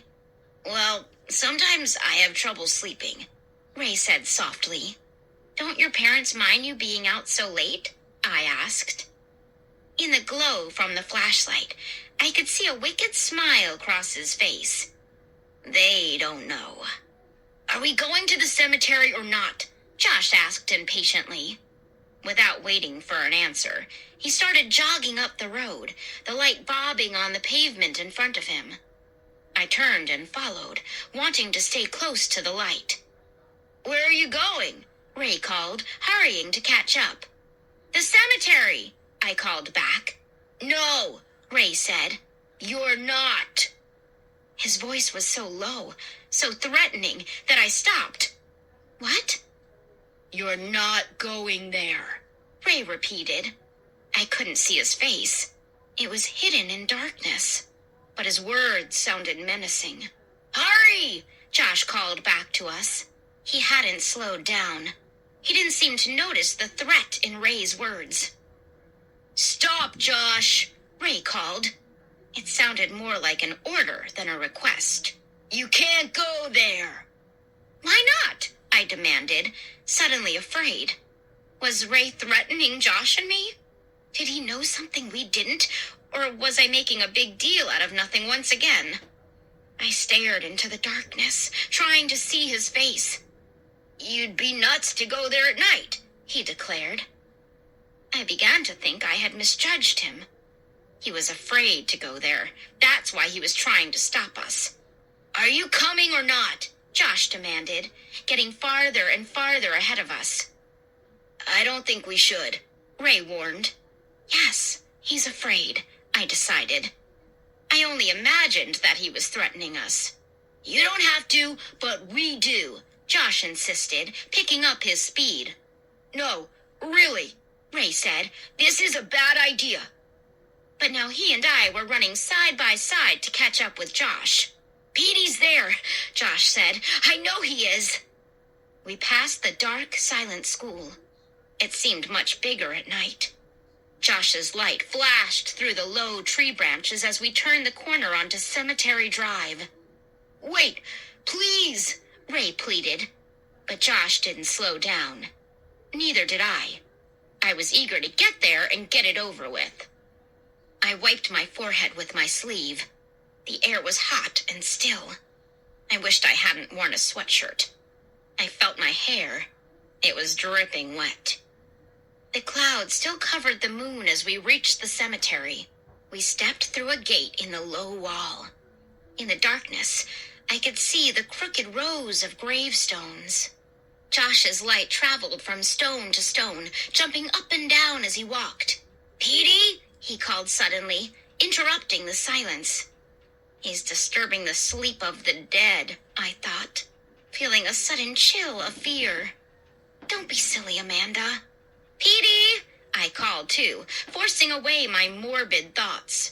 "This is a very bad idea," Ray said, standing very close to me. "Petey!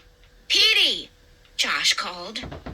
"I know it's a bad idea," I admitted to Ray, "but I didn't want Josh to come here by himself." "But we shouldn't be here," Ray insisted. I was beginning to wish he'd go away. No one had forced him to come. Why was he giving us such a hard time? "Hey, look at this," Josh called from several yards up ahead. My sneakers crunching over the soft ground, I hurried between the rows of graves. I hadn't realized that we had already walked the entire length of the graveyard. "Look," Josh said again, his flashlight playing over a strange structure built at the edge of the cemetery. It took me a little while to figure out what it was in the small circle of light. It was so unexpected. It was some kind of theater. An amphitheater, I guess you'd call it. Circular rows of bench seats dug into the ground, descending like stairs to a low stage-like platform at the bottom. "What on earth?" I exclaimed. I started forward to get a closer look. "Amanda, wait, let's go home," Ray called. He grabbed at my arm, but I hurried away, and he grabbed only air. Weird. Who would build an outdoor theater at the edge of a cemetery? I asked. I looked back to see if Josh and Ray were following me, and my sneaker caught against something. I stumbled to the ground, hitting my knee hard. "Ow! What was that?" Josh shone the light on it as I climbed slowly, painfully, to my feet. I had tripped over an enormous upraised tree root. In the flickering light, I followed the gnarled root over to a wide old tree several yards away. The huge tree was bent over the strange below-ground theater, leaning at such a low angle that it looked likely to topple over at any second. Big clumps of roots were raised up from the ground. Overhead, the tree's branches, heavy with leaves, seemed to lean to the ground. "Timber!" Josh yelled. "How weird!" I exclaimed. "Hey, Ray, what is this place?" "It's a meeting place," Ray said quietly, standing close beside me, staring straight ahead at the leaning tree. "They use it sort of like a town hall. They have town meetings here." "In a cemetery?" I cried, finding it hard to believe. "Let's go," Ray urged, looking very nervous.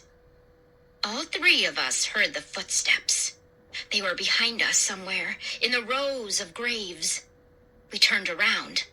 Josh's light swept over the ground. "Petey?"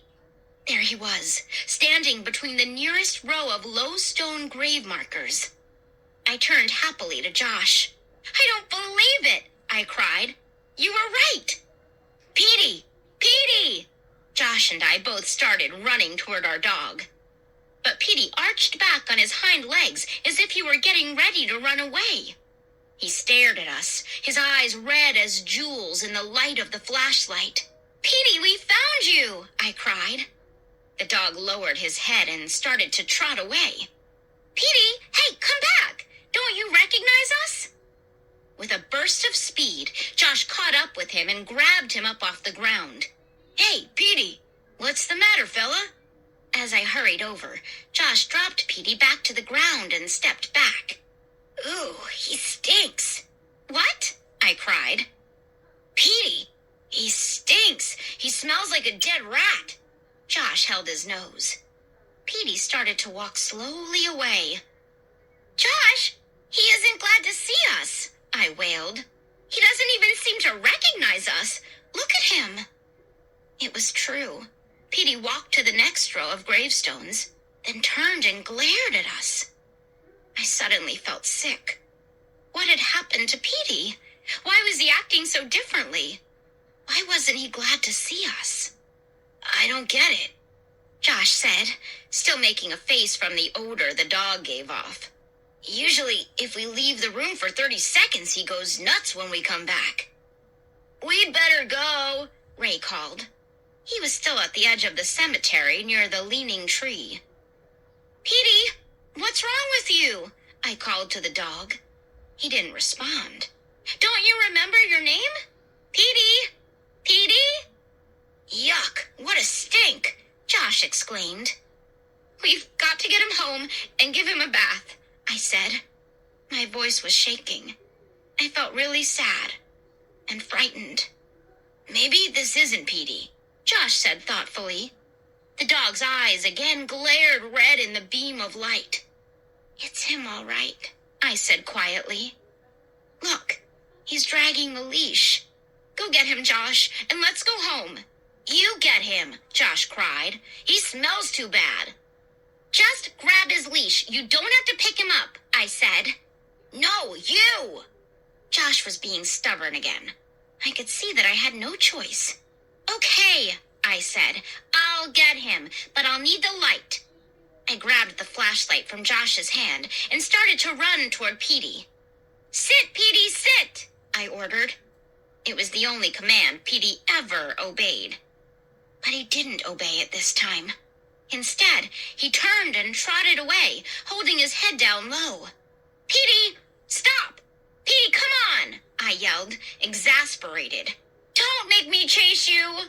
Don't let him get away! Josh yelled, running up behind me. I moved the flashlight from side to side along the ground. Where is he? Petey! Petey! Josh called, sounding shrill and desperate. I couldn't see him. Oh no, don't tell me we've lost him again, I said. We both started to call him. What's wrong with that mutt? I cried. I moved the beam of light down one long row of gravestones, then, moving quickly, down the next. No sign of him. We both kept calling his name. And then the circle of light came to rest on the front of the granite tombstone. Reading the name on the stone, I stopped short and gasped. Josh, look! I grabbed Josh's sleeve. I held on tight. Huh? What's wrong? His face filled with confusion. Look! The name on the gravestone! It was Karen Somerset. Josh read the name. He stared at me, still confused. That's my new friend Karen, the one I talk to on the playground every day, I said. Huh? It must be your grandmother or something, Josh said, and then added impatiently, Come on, look for Petey. No, look at the dates, I said to him. We both read the dates under Karen Somerset's name.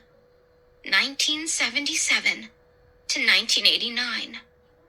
It can't be her mother or her grandmother, I said, keeping the beam of light on the stone despite my trembling hand. This girl died when she was 12, my age. And Karen is 12 too, she told me. Amanda! Josh scowled and looked away. But I took a few steps and beamed the light onto the next gravestone. There was a name on it I'd never heard before. I moved on to the next stone. Another name I'd never heard. Amanda, come on! Josh whined. The next gravestone had the name George Carpenter on it. 1991 to 2004. Josh, Look, it's George from the playground, I called. Amanda, we have to get Petey, he insisted, grabbing the flashlight from me. But I couldn't pull myself away from the gravestones. I went from one to the next, trying to read the names in the darkness. To my growing horror, I found Jerry Franklin, and then Bill Gregory. All the kids we had played softball with. They all had gravestones here. My heart thudding, I moved down the crooked row, my sneakers sinking into the soft grass. I felt numb with fear. I struggled to see the writing on the last stone in the row. Ray Thurston, 1993 to 2004. Huh? I could hear Josh calling me, but I couldn't make out what he was saying. The rest of the world seemed to fall away. I read the deeply etched inscription again. Ray Thurston, 1993 to 2004. I stood there, staring at the letters and numbers. I stared at them till they didn't make sense anymore, until they were just a gray blur. Suddenly, I realized that Ray had crept up beside the gravestone and was staring at me. Ray? I managed to say, looking at the name on the stone. Ray, this one is you. His eyes flared, glowing like dying embers. Yes, it's me, he said softly, moving toward me. I'm so sorry, Amanda. Chapter 13. I took a step back, my sneakers sinking into the soft ground. The air was heavy and still. No one made a sound. Nothing moved. Dead. I'm surrounded by death, I thought. Then, frozen to the spot, unable to breathe, the darkness swirling around me, the gravestones spinning in their own black shadows, I thought, what is he going to do to me? Ray? I managed to call out. My voice sounded faint and far away. Ray? Are you really dead? I'm sorry.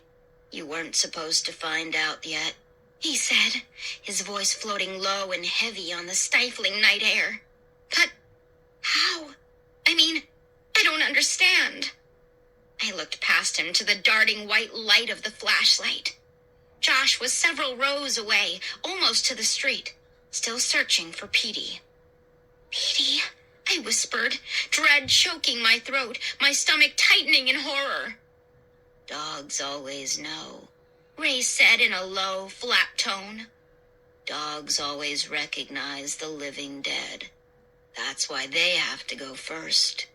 They always know.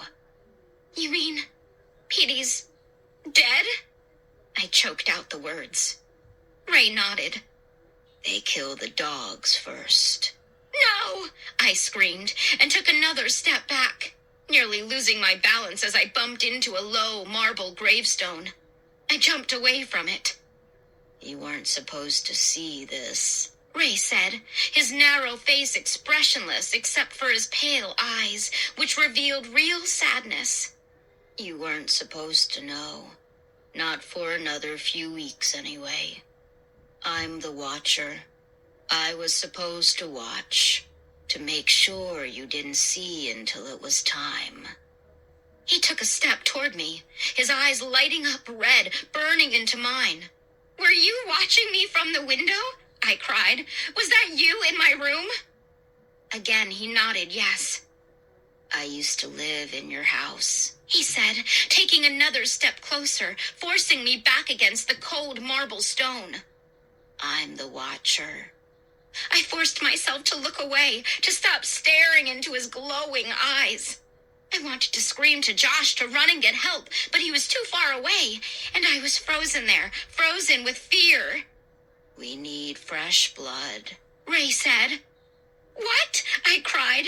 What are you saying? The town. It can't survive without fresh blood. None of us can.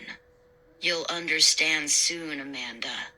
You'll understand why we had to invite you to the house. to the dead house. In the darting, zigzagging beam of light, I could see Josh moving closer, heading our way. Run, Josh, I thought. Run away. Fast. Get someone. Get anyone. I could think the words. Why couldn't I scream them? Ray's eyes glowed brighter. He was standing right in front of me now, his features set, hard and cold. Ray? Even through my jeans, the marble gravestone felt cold against the back of my legs. I messed up, he whispered. I was the watcher, but I messed up. Ray, what are you going to do? His red eyes flickered. I'm really sorry. He started to raise himself off the ground, to float over me. I could feel myself start to choke. I couldn't breathe. I couldn't move. I opened my mouth to call out to Josh, but no sound came out. Josh, where was he? I looked down the rows of gravestones, but couldn't see his light. Ray floated up a little higher. He hovered over me, choking me somehow, blinding me, suffocating me. I'm dead, I thought. Dead. Now I'm dead too. Chapter 14. And then, suddenly, light broke through the darkness. The light shone in Ray's face, the bright, white halogen light. What's going on? Josh asked in a high-pitched, nervous voice. Amanda, what's happening? Ray cried out and dropped back to the ground. Turn that off! Turn it off! He screeched, his voice a shrill whisper, like wind through a broken window pane. But Josh held the bright beam of light on Ray. What's going on? What are you doing? I could breathe again. As I stared into the light, I struggled to stop my heart from pounding so hard. Ray moved his arms to shield himself from the light, but I could see what was happening to him.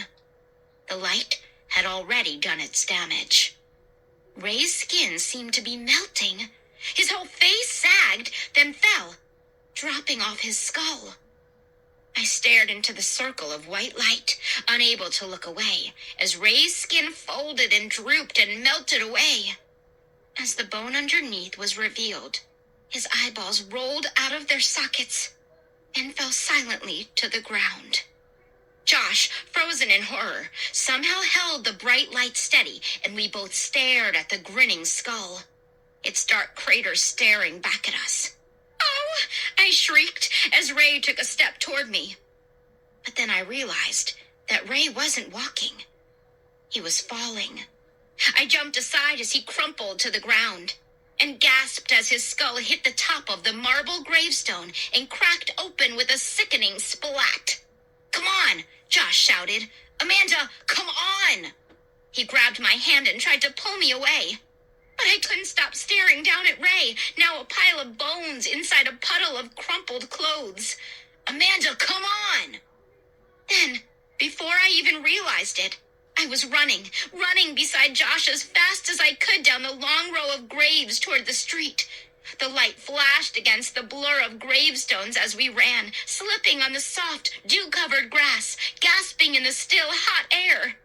We've got to tell Mom and Dad. Got to get away from here, I cried. They won't believe it, Josh said as we reached the street. We kept running, our sneakers thudding hard against the pavement. I'm not sure I believe it myself. They've got to believe us, I told him. If they don't, we'll drag them out of the house. The white beam of light pointed the way as we ran through the dark, silent streets.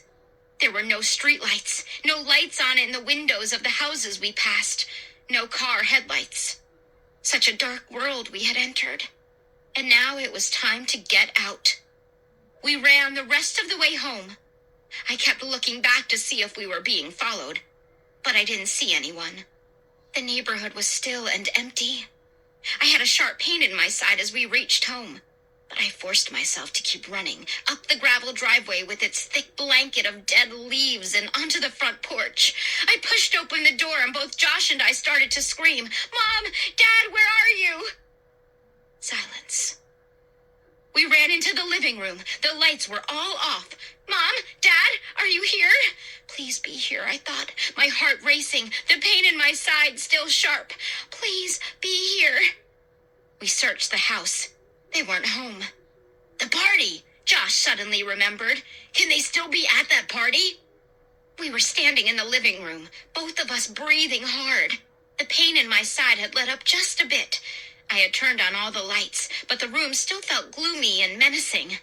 I glanced at the clock on the mantel. Nearly 2 a.m. They should be home by now, I said, my voice shaky and weak. Where did they go? Did they leave a number? Josh was already on his way to the kitchen. I followed him, turning on lights as we went. We went right to the memo pad on the counter where Mom and Dad always leave us notes. Nothing. The pad was blank. We've got to find them, Josh cried. He sounded very frightened. His wide eyes reflected his fear. We have to get away from here. What if something has happened to them? That's what I started to say, but I caught myself just in time. I didn't want to scare Josh any more than he was already. Besides, he'd probably thought of that too. Should we call the police? He asked as we walked back to the living room and peered out the front window into the darkness. I don't know, I said, pressing my hot forehead against the cool glass. I just don't know what to do. I want them to be home. I want them here so we can all leave. What's your hurry? A girl's voice said from behind me. Josh and I both cried out and spun around. Karen Somerset was standing in the center of the room, her arms crossed over her chest. But you're dead, I blurted out. She smiled, a sad smile, a bitter smile. And then 2 more kids stepped in from the hallway. One of them clicked off the lights. Too bright in here, he said. They moved next to Karen. Then another dead kid, Jerry Franklin, appeared by the fireplace, and I saw the girl with short black hair, the one I had seen on the stairs, move beside me by the curtains. They were all smiling, their eyes glowing dully in the dim light, all moving in on Josh and me. What do you want? I screamed in a voice I didn't even recognize. What are you going to do? We used to live in your house, Karen said softly. Huh? I cried. We used to live in your house, George said. And now, guess what? Jerry added. Now we're dead in your house. The others started to laugh, crackling, dry laughs, as they all closed in on Josh and me. Chapter 15. They're going to kill us, Josh cried. I watched them move forward in silence. Josh and I had backed up to the window. I looked around the dark room for an escape route, but there was nowhere to run. Karen, you seemed so nice, I said. The words just tumbled out. I hadn't thought before I said them. Her eyes glowed a little brighter. I was nice, she said in a glum monotone, until I moved here. We were all nice, George Carpenter said in the same low monotone. But now we're dead. Let us go, Josh cried, raising his hands in front of him as if to shield himself. Please, let us go. They laughed again, the dry, hoarse laughter. Dead laughter. Don't be scared, Amanda, Karen said. Soon you'll be with us. That's why they invited you to this house. Huh? I don't understand, I cried, my voice shaking. This is the dead house. This is where everyone lives when they first arrive in Dark Falls, when they're still alive. This seemed to strike the others as funny. They all snickered and laughed. But our great uncle, Josh started. Karen shook her head, her eyes glowing with amusement. No, sorry, Josh. No great uncle. It was just a trick to bring you here. Once every year, someone new has to move here. Other years, it was us. We lived in this house until we died. This year, It's your turn. We need new blood. Jerry Franklin said, his eyes glowing red in the dim light. Once a year, you see. We need new blood. Moving forward in silence, they hovered over Josh and me. I took a deep breath, a last breath perhaps, and shut my eyes. And then I heard the knock on the door, a loud knock, repeated several times. I opened my eyes. The ghostly kids all vanished. The air smelled sour. Josh and I stared at each other, dazed, as the loud knocking started again. "It's Mom and Dad," Josh cried. We both ran to the door. Josh stumbled over the coffee table in the dark, so I got to the door first. "Mom, Dad," I cried, pulling open the door. "Where have you been?" I reached out my arms to hug them both, and stopped with my arms in the air. My mouth dropped open, and I uttered a silent cry. "Mr. Dawes?" Josh exclaimed, coming up beside me. "We thought... Oh, Mr. Dawes, I'm so glad to see you," I cried happily, pushing open the screen door for him. Kids, you're okay? He asked, eyeing us both, his handsome face tight with worry. "Oh, thank God," he cried. "I got here in time." "Mr. Dawes," I started, feeling so relieved. I had tears in my eyes. He grabbed my arm. "There's no time to talk," he said, looking behind him to the street. I could see his car in the driveway. The engine was running.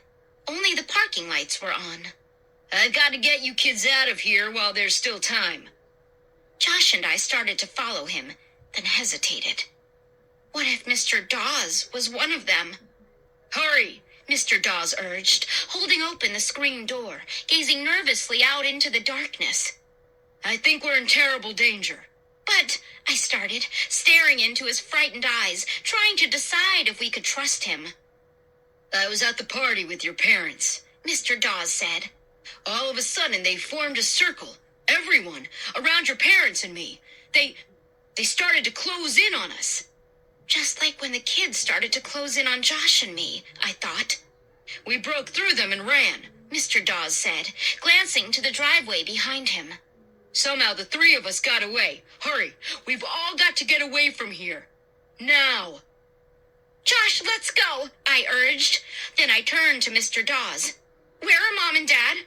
"Come on, I'll show you. They're safe for now, but I don't know for how long." We followed him out of the house and down the driveway to his car. The clouds had parted. A sliver of moon shone low in a pale early morning sky. "There's something wrong with this whole town," Mr. Dawes said, holding the front passenger door open for me as Josh climbed into the back. I slumped gratefully into the seat, and he slammed the door shut. "I know," I said, as he slid behind the wheel. "Josh and We've got to get as far away as we can before they catch up with us," Mr. Dawes said, backing down the driveway quickly, the tires sliding and squealing as he pulled onto the street. "Yes," I agreed. "Thank goodness you came. My house, it's filled with kids, dead kids, and..." "So you've seen them," Mr. Dawes said softly, his eyes wide with fear. He pushed down harder on the gas pedal. As I looked out into the purple darkness, a low orange sun began to show over the green treetops. "Where are our parents?" I asked anxiously. "There's a kind of outdoor theater next to the cemetery," Mr. Dawes said, staring straight ahead through the windshield, his eyes narrow, his expression tense. "It's built right into the ground, and it's hidden by a big tree. I left them there. I told them not to move. I think they'll be safe. I don't think anyone will think to look there." "We've seen it," Josh said. A bright light suddenly flashed on in the back seat. "What's that?" Mr. Dawes asked, looking into the rear-view mirror. "My flashlight," Josh answered, clicking it off. "I brought it just in case, but the sun will be up soon. I probably won't need it." Mr. Dawes hit the brake and pulled the car to the side of the road. We were at the edge of the cemetery. I climbed quickly out of the car, eager to see my parents. The sky was still dark, streaked with violet now. The sun was a dark orange balloon just barely poking over the trees.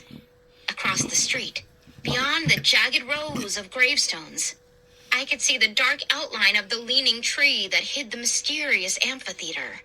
Hurry, Mr. Dawes urged, closing his car door quietly. I'm sure your parents are desperate to see you.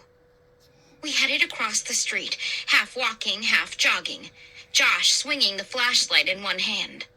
Suddenly, at the edge of the cemetery grass, Josh stopped. "Petey!" he cried. I followed his gaze and saw our white terrier walking slowly along a slope of gravestones. "Petey!" Josh yelled again and began running to the dog. My heart sank. I hadn't had a chance to tell Josh what Ray had revealed to me about Petey. "No, Josh!" I called. Mr. Dawes looked very alarmed. We don't have time. We have to hurry, he said to me. Then he began shouting for Josh to come back. "I'll go get him," I said, and took off, running as fast as I could along the rows of graves, calling to my brother, Josh, wait up! Don't go after him! Josh, Petey is dead!" Josh had been gaining on the dog, which was ambling along, sniffing the ground, not looking up, not paying any attention to Josh. Then, suddenly, Josh tripped over a low grave marker. He cried out as he fell, and the flashlight flew out of his hand and clattered against a gravestone. I quickly caught up with him. "Josh, are you okay?" He was lying on his stomach, staring straight ahead. "Josh, answer me. Are you okay?" I grabbed him by the shoulders and tried to pull him up, but he kept staring straight ahead, his mouth open, his eyes wide. "Josh!" "Look," he said finally. I breathed a sigh of relief, knowing that Josh wasn't knocked out or something. "Look," he repeated, and pointed to the gravestone he had tripped over. I turned and squinted at the grave. I read the inscription, silently mouthing the words as I read. Compton Dawes, R.I.P., 1966 to 1996. My head began to spin. I felt dizzy. I steadied myself, holding on to Josh. Compton Dawes. It wasn't his father or his grandfather. He had told us he was the only Compton in his family. So Mr. Dawes was dead too. Dead. Dead. Dead. Dead as everyone else. He was one of them. One of the dead ones. Josh and I stared at each other in the purple darkness. Surrounded by the dead. Now what? I asked myself. Now what? Chapter 16. "Get up, Josh," I said, my voice a choked whisper. "We've got to get away from here." But we were too late. A hand grabbed me firmly by the shoulder. I spun around to see Mr. Dawes, his eyes narrowing as he read the inscription on his own gravestone. "Mr. Dawes, you too!" I cried, so disappointed, so confused, so scared. "Me too," he said, almost sadly. "All of us." His eyes burned into mine. "This was a normal town once, and we were normal people. Most of us worked in the plastics factory on the outskirts of town. Then there was an accident. Something escaped from the factory. A yellow gas. It floated over the town. So fast we didn't see it. Didn't realize. And then it was too late. And Dark Falls wasn't a normal town anymore. We were all dead, Amanda. Dead and buried. But we couldn't rest. We couldn't sleep. Dark Falls was a town of the living dead." What are you going to do to us?"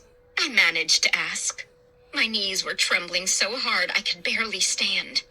A dead man was squeezing my shoulder. A dead man was staring hard into my eyes. Standing this close, I could smell his sour breath. I turned my head, but the smell already choked my nostrils. "Where are Mom and Dad?" Josh asked, climbing to his feet and standing rigidly across from us, glaring accusingly at Mr. Dawes.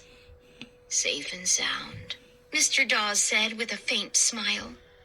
"Come with me. It's time for you to join them." I tried to pull away from him, but his hand was locked on my shoulder. "Let go!" I shouted. His smile grew wider.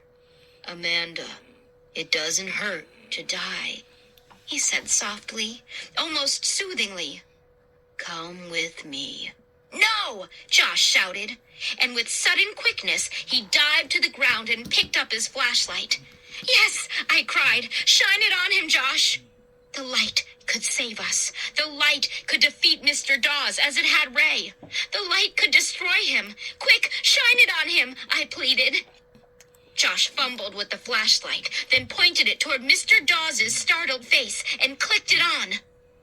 Nothing. No light. It's broken," Josh said. "I guess when it hit the gravestone." My heart pounding, I looked back at Mr. Dawes. The smile on his face was a smile of victory. Chapter 17. "Nice try," Mr. Dawes said to Josh. The smile faded quickly from his face. Close up, he didn't look so young and handsome. His skin, I could see, was dry and peeling and hung loosely beneath his eyes. "Let's go, kids," he said, giving me a shove. He glanced up at the brightening sky. The sun was raising itself over the treetops. Josh hesitated. "I said let's go," Mr. Dawes snapped impatiently. He loosened his grip on my shoulder and took a menacing step toward Josh. Josh glanced down at the worthless flashlight. Then he pulled his arm back and heaved the flashlight at Mr. Dawes' head. The flashlight hit its target with a sickening crack. It hit Mr. Dawes in the center of his forehead, splitting a large hole in the skin. Mr. Dawes uttered a low cry. His eyes widened in surprise. Dazed, he reached a hand up to the hole where a few inches of gray skull poked through. "Run, Josh!" I cried. But there was no need to tell him that. He was already zigzagging through the rows of graves, his head ducked low. I followed him, running as fast as I could. Glancing back, I saw Mr. Dawes stagger after us, still holding his ripped forehead. He took several steps, then abruptly stopped, staring up at the sky. It's too bright for him, I realized. He has to stay in the shade. Josh had ducked down behind a tall marble monument, old and slightly tilted, cracked down the middle. I slid down beside him, gasping for breath. Leaning on the cool marble, we both peered around the sides of the monument. Mr. Dawes, a scowl on his face, was heading back toward the amphitheater, keeping in the shadows of the trees.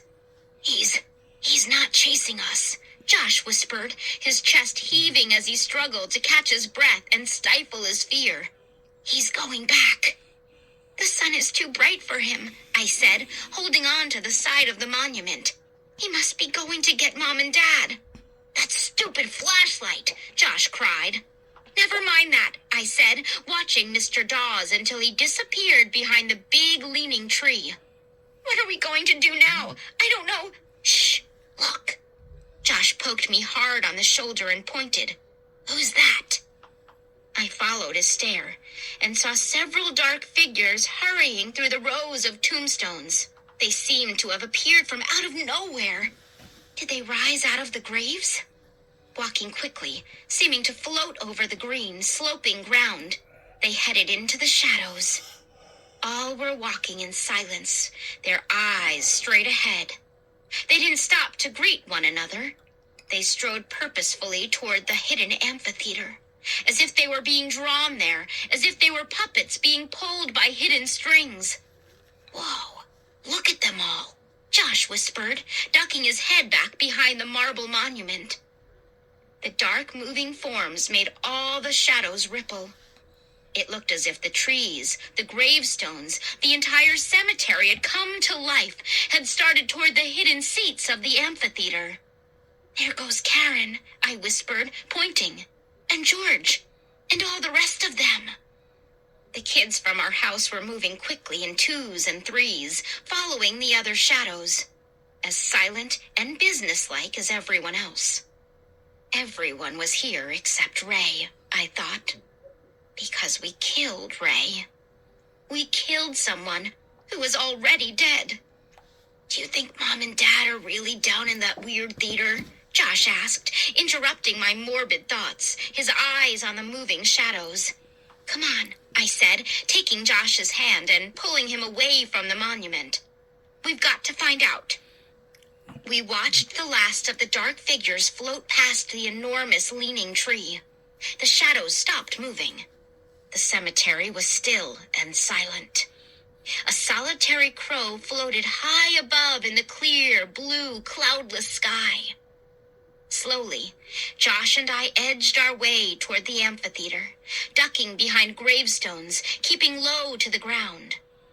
It was a struggle to move. I felt as if I weighed 500 pounds. The weight of my fear, I guess. I was desperate to see if Mom and Dad were there. But at the same time, I didn't want to see. I didn't want to see them held prisoner by Mr. Dawes and the others. I didn't want to see them killed. The thought made me stop. I reached out an arm and halted Josh. We were standing behind the leaning tree, hidden by its enormous clump of upraised roots. Beyond the tree, down in the theater below, I could hear the low murmur of voices. "Are Mom and Dad there?" Josh whispered. He started to poke his head around the side of the bent tree trunk, but I cautiously pulled him back. "Be careful," I whispered. "Don't let them see you. They're practically right beneath us." "But I've got to know if Mom and Dad are really here," he whispered, his eyes frightened, pleading. "Me too," I agreed. We both leaned over the massive trunk. The bark felt smooth under my hands as I gazed into the deep shadows cast by the tree. And then I saw them.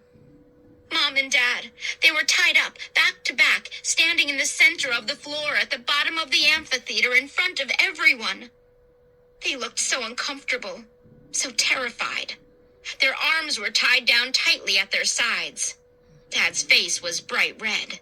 Mom's hair was all messed up, hanging wildly down over her forehead, her head bowed.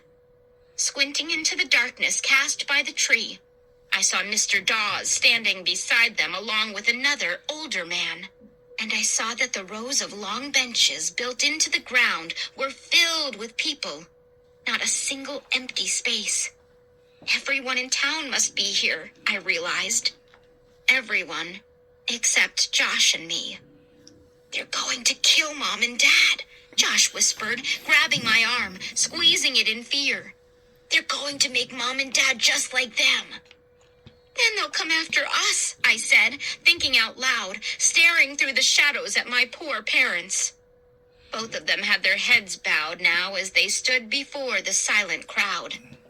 Both of them were awaiting their fate. "What are we going to do?" Josh whispered. "Huh?" I was staring so hard at Mom and Dad, I guess I momentarily blanked out. "What are we going to do?" Josh repeated urgently, still holding desperately to my arm. "We can't just stand here and—" I suddenly knew what we were going to do. It just came to me. I didn't even have to think hard. "Maybe we can save them," I whispered, backing away from the tree. "Maybe we can do something." Josh let go of my arm. He stared at me eagerly. "We're going to push this tree over," I whispered with so much confidence that I surprised myself. "We're going to push the tree over so the sunlight will fill the amphitheater." "Yes!" Josh cried immediately. "Look at this tree. It's practically down already. We can do it." I knew we could do it. I don't know where my confidence came from, but I knew we could do it. And I knew we had to do it fast. Peering over the top of the trunk again, struggling to see through the shadows, I could see that everyone in the theater had stood up. They were all starting to move forward, down toward Mom and Dad. "Come on, Josh," I whispered. "We'll take a running jump and push the tree over. Come on." Without another word, we both took several steps back. We just had to give the trunk a good, hard push, and the tree would topple right over. The roots were already almost entirely up out of the ground, after all. One hard push. That's all it would take, and the sunlight would pour into the theater. Beautiful golden sunlight. Bright, bright sunlight. The dead people would all crumble, and Mom and Dad would be saved. All 4 of us would be saved. "Come on, Josh," I whispered. "Ready?" He nodded, his face solemn, his eyes frightened. "Okay, let's go," I cried. We both ran forward, digging our sneakers into the ground, moving as fast as we could, our arms outstretched and ready. In a second, we hit the tree trunk and pushed with all of our strength, shoving it with our hands and then moving our shoulders into it, pushing, pushing, pushing. It didn't budge. Chapter 18. "Push!" I cried. "Push it again!" Josh let out an exasperated, defeated sigh. "I can't, Amanda. I can't move it." "Josh!" I glared at him. He backed up to try again. Below, I could hear startled voices, angry voices. "Quick!" I yelled. "Push!" We hurtled into the tree trunk with our shoulders, both of us grunting from the effort, our muscles straining, our faces bright red. "Push! Keep pushing!" The veins at my temples felt about to pop. Was the tree moving? No. It gave a little, but bounced right back. The voices from below were getting louder. "We can't do it!" I cried, so disappointed, so frustrated, so terrified. "We can't move it!" Defeated, I slumped over onto the tree trunk and started to bury my face in my hands. I pulled back with a gasp when I heard the soft cracking sound. The cracking grew louder until it was a rumble, then a roar. It sounded as if the ground were ripping apart. The old tree fell quickly. It didn't have far to fall, but it hit with a thundering crash that seemed to shake the ground. I grabbed Josh, and we both stood in amazement and disbelief as bright sunlight poured into the amphitheater. The cries went up instantly. Horrified cries, angry cries, frantic cries. The cries became howls, howls of pain, of agony. The people in the amphitheater, the living dead caught in the golden light, began scrambling over one another, screeching, pulling, climbing, pushing, trying to claw their way to shade. But it was too late. Their skin began to drop off their bones, and as I stared open-mouthed, they crumbled to powder and dissolved to the ground, their clothes disintegrating along with them. The painful cries continued to ring out as the bodies fell apart. The skin melted away. The dry bones collapsed. I saw Karen Somerset staggering across the floor. I saw her hair fall to the ground in a heap, revealing the dark skull underneath. She cast a glance up at me, a longing look, a look of regret. And then her eyeballs rolled out of their sockets, and she opened her toothless mouth and cried, "Thank you, Amanda! Thank you!" and collapsed. Josh and I covered our ears to shut out the ghastly cries. We both looked away, unable to keep watching the entire town fall in agony and crumble to powder, destroyed by the sun, the clear,